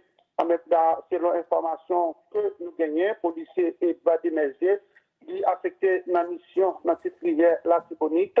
Dans le moment qu'il n'a pas parlé là, la transmet dans l'hôpital, mais ne pas contre qui cause l'incident qui est arrivé. Entre agents de SAPSA qui a tiré un policier Idmo et qui est des mesures, ça passé hier soir, dans la place Dame Gonaïva, juste un moment qu'on a parlé avec moi, nous dit pour combien de détails, sous cause qui a la cause de la situation sur là. Et puis, il y a un maître Caleb Jean-Baptiste qui a annoncé qu'il va porter plainte dans le cabinet d'instruction lundi qui a venu là contre Betty Lamy. Pour trafic organes, blanchiment d'argent avec l'association malfecteur. Coordonnateur bloc avocat engagé a dit qu'il va mobiliser pour exiger la justice pour responsabilité dans arrêter Betty Lamy. Selon l'information nous joignent, Madame Betty Lamy, c'est un homme qui a une licence ministère de l'Agriculture pour exporter des anguilles dans les pays étrangers.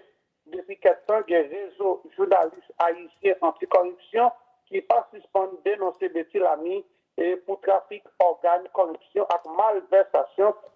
Lundi qui a venu là, M. Caleb Jean-Baptiste dit, il a annoncé qu'il va voter plainte dans le cabinet d'instruction contre Betty Lamy et pour trafic organes. D'après ça, M. Caleb Jean-Baptiste se connaît et nous connaît depuis quelques temps dans le pays d'Haïti à fait trafic organes, il est très, très répété. Et puis, selon un dernier rapport que Nations Unies était dehors, are you hurt and out of work because of a serious police nationale là, les papas nous des police là dit, il n'y a pas de matériel, il n'y a pas de munitions, mais d'après ça, Nations Unies fait, mais c'est même les armes ça y a, même les munitions ça y a, c'est des policiers, yo même qui travaillent, 20 bandits, yo avec munitions, d'après le rapport Nations Unies, il y a un marché noir à cause de manquement bon gestion qui gagnait au niveau de la police là. Et la Nations Unies dit dans le rapport ça, par des contrôles qui est efficace, sous stock d'armes, spécialement matériel, force flotio, ils ont saisi, si tout ça, ils ont saisi dans 4 opérations, le rapport a dit que les policiers qui impliqués dans le revendement matériel, ça y est, c'est ça que les Nations Unies lui-même, l'État connaît, côté même les armes la police, munitions et même les armes tout, ils ont saisi dans une série d'opérations, eh bien, c'est des policiers qui impliqués pour y avoir une bandit, d'après ça, la Nations Unies connaît. Ça veut dire que nous ne comprenons pas quelle situation que le pays a. En plus, la police a dit qu'il n'y a pas de matériel, il n'y a pas de cartouche, mais c'est même policier qui est en connivence, qui a vendu des armes. C'est la même chose ça tout que dans ce domaine-là, la police mettait les policiers Jean-Philippe Pierre en bas-corde, il y a un policier qui a un inspecteur police, qui a joué dans connivence avec bandits vite ensemble, côté dimanche qui s'est passé. Bandits vivent ensemble, tu prends une commune La Chapelle, une commune La Tibonite, la police a fait une arrestation mardi qui s'est passé, et là, ils ont fouillé le téléphone policier Jean-Philippe Pierre, qui est un inspecteur de la police, ils ont joué toutes les conversations avec bandits qui stratégie dit pour utiliser pour capable entrer la chapelle. La police, c'est ça, dans le moment qu'on a parlé là, lui en bas parce que ouais, il a connivence avec bandit, des policiers qui là pour protéger nous, mais c'est eux même en même temps tout, qui n'a connivence avec bandit côté policier Jean-Philippe Pierre, ils sont inspecteurs la police qui était affecté dans la chapelle, ils mettaient dans bas les faits qu'ils ont trouvé, ils étaient en connivence avec bandit, vivent ensemble pour être capable de prendre commune la chapelle. Et puis, il y a Claude Joseph, qui est ancien premier ministre des Affaires étrangères, mais qui était premier ministre, il a été assassiné le président Jovenel dans l'année 6, vous l'ouvrez 7 juillet l'année 2021. Pour une deuxième fois, il paraît devant coup d'appel, côté, il de conversation était faite mercredi 25, et puis ailleurs encore, Claude Joseph téléphone présent pour le devine du Charles Conin. Claude Joseph qui est sous contrôle de la justice haïtienne, dans le dossier assassinat ancien président Jovenel Moïse, il était dans la cour d'appel. Il était capable de tendre une deuxième fois ancien premier ministre. Est-ce qu'il a essayé de prendre justice qui a tendu lui avec l'eau nagée, Claude Joseph a expliqué ce qui s'est passé et qui genre que le mort ancien président lui-même, lui, ça va faire mal. Il y a tout le monde qui dit que c'était un pays. Claude Joseph s'est doué en dedans parce qu'en tant que premier ministre, chef CSPN, ça veut dire pour maintenir l'exigence et pour l'argent et service intelligence. Et d'après, il y a une question juge te posée sur l'argent intelligence. Il te répond, il te dit l'argent que assaillant yo te gagne en yo, c'est plus que ça que yo même yo te gagne comme service intelligence. Il parlait, c'est d'avoir 20 millions de dollars d'après Claude Joseph qui t'ava débloqué pour t'ava assassiné le président Jovenel Moïse. Depuis le monde qui a posé question, comment Claude Joseph, là, le premier ministre, il pas connaît et affaires et complot, mais pendant que le patron du ministre, il a fait connaître la société qui était débloquée pour assassiner le président, côté il parlait d'une affaire de 20 millions de dollars qui étaient débloqués pour assassiner le président Jovenel Moïse. Dans le même dossier, ça, il y a un Colombien qui est accusé dans le dossier, ça, lui-même tout, qui pose cette question pour qui raison que Martine Moïse, plusieurs fois que le juge l'a révélé, il n'a jamais répondu une question et il a toujours dit, il voyait avocat, en Colombien, fait qu'on est tout, il était arrêté Colombie, il n'est pas venu dans le tribunal là, il voyait avocat, il plaider pour lui, puisqu'il dit Martine Moïse, qui est intérêt dans le dossier, ça, c'est Marie qui va mourir, il n'est pas intéressé pour le venir et répondre à une question juge, c'est avocat qui doit poser, en Colombien dit lui-même, il ne peut pas comprendre la situation, ça, il ne peut pas comprendre ce qu'il que Martine Moïse lui-même a comporté dans le dossier président Jovenel Moïse. Et puis, gagné ailleurs, matin, zone Port-au-Prince s'est levée en Malmacat, puisque diverses zones aux alentours de Port-au-Prince qui étaient levées sous Brinzenio, et côté circulation était impraticable, canapé vert, Jibela, Desbrosses, l'autre axe routier dans la commune de Pétionville, côté membre population, est barricadé routier pour exiger l'État résoudre le problème d'insécurité. C'est dans le même sens ça tout gagné dans la ville Okaï, commissaire gouvernement Okaï, qui se met Elliot Paul, lui mettait presque une dizaine de monde en bas code, jeune garçon et jeune femme, et Simon, que yo t'ava dit, qui t'ava dans les affaires d'un côté que yo mettait moun sa yo en bas code, après de temps, dans le jour qui a fini là, côté la police, avec la justice en Okaï, t'avait plus de détails d'arrestation sa yo que yo même yo fait, dans le monde qui a arrêté, nous parlons la police avec la justice présenté aucun matériel qui va démontrer que mon Dieu m'entend, mais nous voyons avec un pile jeune garçon avec jeune femme, nous avons geste et ça y est, bon côté autorité la justice ensuite, mais ils ont accusé mon sayo comme monde qui a fait partie d'une réseau dans la ville locale, comme quoi ils ont écrasé le groupe là. Et puis, gagné la police qui libérait plusieurs axes routiers que donc a été bloqué dans la commune 15 forces ici pour empêcher force arriver dans la zone là. Avec force l'audio, ils ont déterminé pour continuer à coopération dans l'idée pour tout le monde qui vit dans la commune qui est capable de retourner la caillou. C'est ça que la police lui-même lui fait au niveau de zone et là, côté que il y a une zone, eux-mêmes, ils ont arrivé et ouais, qui sont capables de bloquer pour permettre que nous de retourner la caillou. Et puis, il y a une santé capable de relayer et Cyclo Bénissois, lui-même qui c'est Cyclo Bénissois, lui-même qui c'est un militant, un syndicaliste, lui-même qui m'a dit que pour capter à créer, mais il est d'accord que pour l'État quitter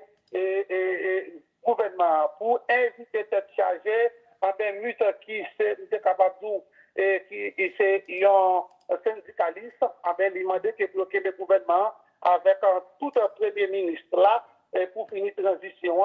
Il demandé l'idée qu'avait a échoué, il pas faire élection selon du globe du soir, parce qu'il compte l'idée taboula rasa et cap mettre pays dans plus et retard avec du globe du soir lui-même, il demandé pour KPT aller, mais pour être capable de quitter le gouvernement et pour être capable de faire transition. Et puis, on a fini avec ça qui vient pour information qui vient pour avec sport, puisque nous avons Coupe du Monde des clubs et côté 8e de finale, yo a démarré jeudi, nous sommes capables de nous quelques minutes encore et parvient le premier 8e de finale, côté Palmeiras a joué avec Botafogo. N'a pas pour Palmeiras et Botafogo, c'est deux clubs pays Brésil, avec le Brésil qui fait une bonne impression dans la Coupe du Monde, avec à midi et Palmeiras qui a joué avec Botafogo, c'est 8e de finale. Et puis à 4 heures, on a bien Benfica qui sont club dans le pays Portugal, qui a joué ensemble avec Chelsea, qui est un club en Angleterre, c'est à 4 heures. Et puis demain dimanche là, à midi, entre le bel match, Paris Saint-Germain qui est une très belle équipe, qui va jouer avec Inter Miami. Inter Miami de Lionel Messi, c'est un bel match pour jouer pour la suite, puisque Lionel Messi, c'est ancien club qui c'était Paris Saint-Germain, tout le monde va suivre match ça. Demain à midi, Paris Saint-Germain, Inter Miami, et puis à 4 heures, on a bien Flamengo qui sont pour le Brésil encore, qui va jouer ensemble avec Bayern. 2 minutes à 4 heures, ça c'est 8e de finale qui gagnait au niveau de Coupe du Monde et de club, lui-même qui a joué. Côté nous dit que gagner à partir de midi là, il y a 2 clubs Brésil, ils même qui pour jouer là et dans ça qui vient pour avec ça qui vient pour ensemble avec 8e de finale. Et puis au niveau tout de golf, on a 2 compétitions qui en même temps aux États-Unis. Golf Cup là, c'est là de nous éliminer. Je dis à tous ces 4 de finale au niveau de Golf Cup. À 7h15 à Soya, Panama a joué avec Honduras. Et puis, toujours à Soya, à 10h15, il y a un Mexique qui a joué ensemble avec Arabie Saoudite. Et puis, demain dimanche à 4h, Canada a joué ensemble avec Guatemala. Et puis, l'équipe États-Unis à 7h a joué ensemble avec Costa Rica. C'est ça qui a gagné au niveau de 4 de finale. Avec du monde qui aime un boule 10 heures, nous allons pour regarder à midi, il y a une Coupe du Monde des clubs. Et puis, à Soya, à partir de 7h, on a bien Gold Cup. Malheureusement, Haïti lui-même qui est éliminé. Depuis notre premier tour, Haïti a joué 3 matchs. Nous faisons devant l'Arabie Saoudite 1-0. Nous faisons match avec l'équipe Trinidad là 1-1. Et nous avons perdu devant l'équipe américaine 2-1. L'équipe là qui fait une très belle impression, mais malheureusement, nous n'avons pas de monde qui est capable de concrétiser les actions qui permettent que Haïti éliminer. Mais nous avons son équipe qui s'est bien comportée, mais qui gagne à venir. Mais malheureusement, les gens qui devant nous, nous sommes en difficulté pour te mettre ballon en 2 filets. Bonsoir tout le monde. Bon finissement semaine. Le projet sur le bas FM, n'a croisé lundi à 10h. Thank you very much. Thank you. Renel, Gomba qui vous parlez là. Oh. Listen, allez. Parce que Gomba qui parle là, Pascal, côté que policiers a vendu zam avec ammunition avec bandits. On faisait. That's nothing new. Yeah, I mean that des actes policiers à faire en Haïti et puis c'est nothing new. Nothing new. Ça nous y est kounya là. So dit nan ba ça qui opinion gen on kabay sou te capable parler avec police Haïti yo. Yeah, I mean ça c'est une corruption qui est traditionnelle. It's more of a traditional corruption. Yep. And unfortunately, malheureusement, moun choisi pour entrer dans l'académie de la police. C'est supposé moun qui gagne intégrité by ça yo, but là où un pays qui va gagner comme moun yo va faire comme et laisse ça va ça plus facile unfortunately. Ça n'a pas prendre officier, c'est que en pile moun yo mette yo recruter moun qui accepter pour yo faire work dans la police là. C'est moun qui en bas, non, c'est moun qui en bas, c'est moun qui pas gain moyen qui c'est police là, c'est un gros fierté pour yo pas dans la police là parce que yo ka manger. Moun qui ka manger pas entrer dans la police. C'est moun actuellement là, peut-être longtemps. Les moun t'a recruté, c'était fierté, mais kounya là, moun yo chercher yo, moun yo jwenn qui rentre dans la police Haïti yo, c'est moun qui dans dernier ba yo effort yo so vraiment vrai kounya pour yo monter yo bah, yo pas facile. Même genre. Yeah, oui, parce que il faut payer bien tout. Et souvent, il moyen pour payer bien. Unfortunately. But I think that this is a very good example. Tout pays gagne corruption par yo. Yeah. On a parlé de corruption ici aux États-Unis et puis là on a parlé de Mais c'est corruption ça, en Haïti. exactement, Tout c'est ça fait pays me gagne corruption par yo. Et ça fait demander au officier Raymond qui c'est exactement ça, lui-même, il pensait que Yeah. qui j'en li ouais ou sous ta advise Un policier haïtien. policier haïtien qui t'a voulu faire ça pour le faire et qui sorti au niveau bas mais qui a bon sens qui ouais bagay yo comment capable ouais qui j'en il était capable faire bagay yo différent. You have to have integrity. You know, you have to remember the bigger mission. But again, in a country where It's hard. it's not, you know, It's not easy. I have to acknowledge that it's not easy. So, Mais c'est tout It's not easy. Madame Dodo, c'est pas facile. Ou pas qu'à manger, ou pas qu'à faire ceci. Et puis depuis, you know, once you have the possibility to get money or whatever another way, you're gonna take it. someone you dit as a teenager, I had friends, they used to sell crack. And I used to talk to them and say, you know, why are you doing it? Because I'm fit, ça veut dire, je ne veux pas le faire, mais si je ne pas faire, on va le faire. Je fais comme moi-même. Right. You know, it doesn't excuse it. It's still immoral, but it's the reality. Moi, personnellement, je connais des bons policiers dans le PNH. Ok? Il y a bon police, il y a bon policier. Il y a des gens qui ont intégrité. Mais comme même, en même temps, tout, nous connaissons que nous sommes capables de dire que 75% là-dedans, Pascal. I don't know the numbers. I just know that there's good and bad everywhere. Yeah. Only plus. That's not a good police department. Oh my But it's God. not. Okay. Yeah, those numbers are too high. Those numbers are too high. Okay. It's too high. Okay. It's too high. But 25% qui bon, et ça fait pas qu'à goumer avec ça que fait police là, tout police crasé. Si police crasé parce que puis faut pas bon. Yeah, but tout ça, il y a besoin de réforme. Yeah. Pour police là, il y a besoin de réforme. You need the funding. You need funding. Of course. Because if you want good people, and if you want them, you have to invest in and you want to remain them good people. Because sometimes when they pas pour ça l'entrée, non, mais l'entrée lui ouais ça tout le monde. Li trouve dans situation ça, yeah. That's most people. I It's get called it. normative social behavior. Most people, whatever's happening around them, they're gonna do. towards. You're gonna follow the crowd. Yeah. Nobody's saying anything. You're not gonna say anything. Yeah. Well, yeah. But then every now and That's then. not true. Yeah. I want to go back again to Yeah, Well, he's an Madame Dodo, he's an exception. Yeah, it's an anomaly. He's an exception. You also, Madame Dodo, you will talk up about stuff. You're an exception. Yeah. Okay, that's not the norm. We need more exceptions. We need more exceptions, but we don't have them. Exceptions. There you go. There wouldn't be exceptions, right? Well, I would fight for more exceptions. That's why when I saw Professor Raymond, I'm like, okay, I gotta have, have I appreciate you. Because it's important to highlight what's good. It is. It's definitely important. Too many bads. Yeah. Too many bads, and it's not so good. So, Professor Raymond, your last word. One thing I always tell people is, c'est pas yon seul grand monde qui a fait tout bail, mais nous tout ka fait un bail quand même. Essayez de chercher ça au café, et puis faire. That's it, you know. That's my word that's how I always close. Figure out what you can do and get it done. And we are right now. We have figured out what we can do, and we are doing it. So nous besoin tout le monde qui branché pour supporter Officer Raymond. Yes, buy his book. Allez acheter les blancs. I've got a movie, yeah. Convenient cop, main devant nous là, okay? Allez sur Amazon, just order your copy. Just order your copy. So I told the publisher, je voulais traduire en français à créole. You depends on the sales. Okay. If the sales go, they're going to translate. Let's buy it, guys. Let's buy it. Let's get it. Let's buy it so that it can be translated. Les moi order livre, moi order 6 lot livre haïtien. Beautiful. Moi order 6 lot livre haïtien, moi buy petite film pour Lille. Et puis nous allons faire un book club. Beautiful. Haitian book club, and I'm going to have her lead the book club. Beautiful. And she's going to be 10 years old. That's beautiful. And so she's going to be leading and she's excited. There's some of the books, Pascal, she's very excited to start reading. Excellent.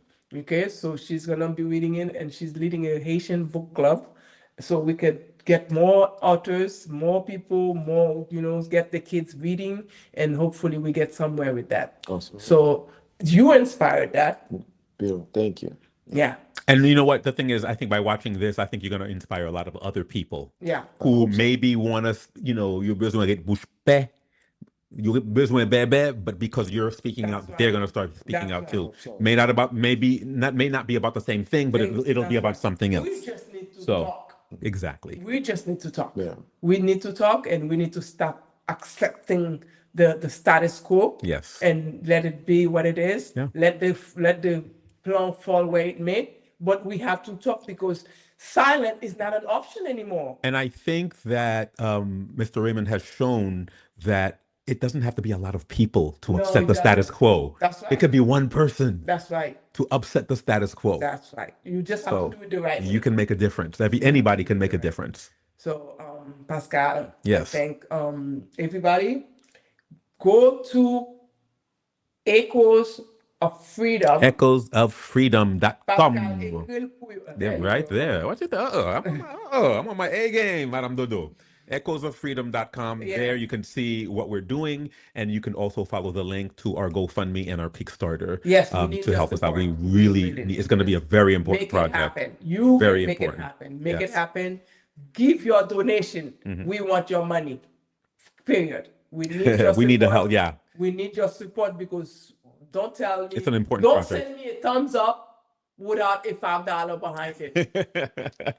Seriously. No, you're right. Don't send me a thumbs up means yes, I'm gonna send you money. Don't send me a thumbs up. If you can send me $20, $50, $100, just do something. But things don't happen with just a thumbs up or a like. It doesn't. So we know how the world works. That's right. So everybody, Pascal. We got a couple minutes left. We do. Nobody texts. You should. Let's see if there are any messages. Somebody here says Serge Borno, moi saluer staff Dyaspora Dedouble. Serge Borno, nous saluer au bac. That's right. So we have some people too in TikTok who was listening. We have. What are the TikTok people? Okay. Jenny was on the whole time. And you guys, she's on TikTok right now. You can go to her TikTok at Dodor Vibe. That's right. Dodor Vibe. You'll find her on TikTok right now. What do you see on TikTok? Salut moun sur TikTok yo. I salute tout moun sur TikTok. But I think that Officer Raymond so up fair. Really commendable. Absolutely commendable. C'est pas facile pour joindre moun qui campe, qui persévère et qui follow through, qui pas découragé, qui continue à faire. Officer Raymond faut dire nous qui gens nous-mêmes nous capables aider, qui gens nous capables get involved. Yeah. We want to be part of this movement. Oh, absolutely. Yeah. What can we do? How we can piggyback and send it forward, move it forward, because this is good. This is good for our community because I almost got, I had, Pascal, I was telling you the story. No, what story? This cop right behind the building on the other side on 29, where for 3-4 days in a row, the same cop stopped me. In the car? Yeah, I was in the car. I was in my car and I was under the light. What fait des on, Madame Dodo? No. What fait des on? When I'm parking, just pull over. By the time that I turn, about 20 feet. I haven't even started driving yet. 20 feet to parking, I usually park on 29. So I'm viré. By the time I'm viré on my lumière, officer in the corner. For 3 days in a row. The next night it was on Nostrand and Avenue. And I'm like, okay, officer, at some point, officer, so when I'm just You were helping him get his quota. Yeah, officer, so même pas la même. Et puis montrer le 4 mois parce que j'ai affilié avec NYPD tout. So montrer le 4 mois et puis qu'on y a professeur les points numéro 1, les moun. Les police là pour dire moi ouais parler avec tel monde, moi ouais madame Dodo bagay c'est. Bon chance pour moi. Laisse ça dans téléphone là moun tout, m'a expliquer ça qui t'est passé là. Qu'on y a et puis même le officiel dit mon police après lui. Il me dit You see the thing? This is a conspiracy. Par contre, qui a fait officier après l'eau, même à 8h du soir, pour faire officier un film après l'eau. Did you get a ticket? That's what people want to know. That's what I want to know. I'm Madame Dodo. I didn't get You don't get tickets. If you see me, no. That's why I figured. That's why I said if he likes me, because if I want ticket, you keep stopping me, but yet you won't give me a ticket. Yeah, he wanted your number. Give me a ticket. He wanted your number. Yeah, just give me a ticket. Just damn it, don't give me a heart attack. Anyway, we're just about out of time. We are out of time. So, but Officer Raymond, thank you so much. Thank you so much. And we needed to tell the story, Thank you, we want to continue to tell the story because this is not supposed to be the end. This is the beginning. Yeah. And we want you back here. I would love to come back and do a Know Your Rights. That would be good. Specifically, if you stopped by ICE. Oh, we need that. We know We video. need We'll that. do even better. We'll do a video. We We'll need do all that. We'll do that definitely. So We- you hear, this is the beginning. Absolutely need that. So definitely. All so right. thank you, All Officer right. Raymond. D'accord. And Pascal. Yes, ma'am. Let's go do what we do. Let's go do what we do. Let's go paint the town red. There you go. And then come back next week to see us on Dyaspora. Dedouble. Dedouble. And I promise you, I'll dedouble next That's week. it. Today I was dedouble Officer Raymond. Perfect. Okay.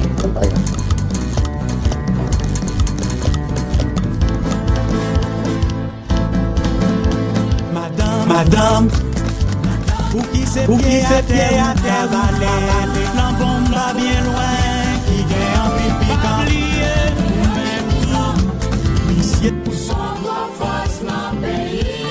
Chaque samedi 10h midi branché Dyaspora Dedouble. Dyaspora Dedouble yon émission kap ede ou konnen tout ça kap passé en Haïti ak nan Dyaspora. Dyaspora Dedouble gen plusieurs segments tankou ki kote nou ye jounen jodi a. Journal semaine nan, invité dans tout domaine, coin business, débat, analyse, synthèse ak konnen histoire. Rendez-vous à casser chaque samedi 10h midi branché Dyaspora Dedouble avec Madame Dodo. Yon show nou pa gen droit rater. Dyaspora Dedouble sous toute plateforme yo, Facebook Live, YouTube, podcast, WhatsApp, un pilote encore. N'a songe, travail la terre, c'est chimé pour pays nous grandir.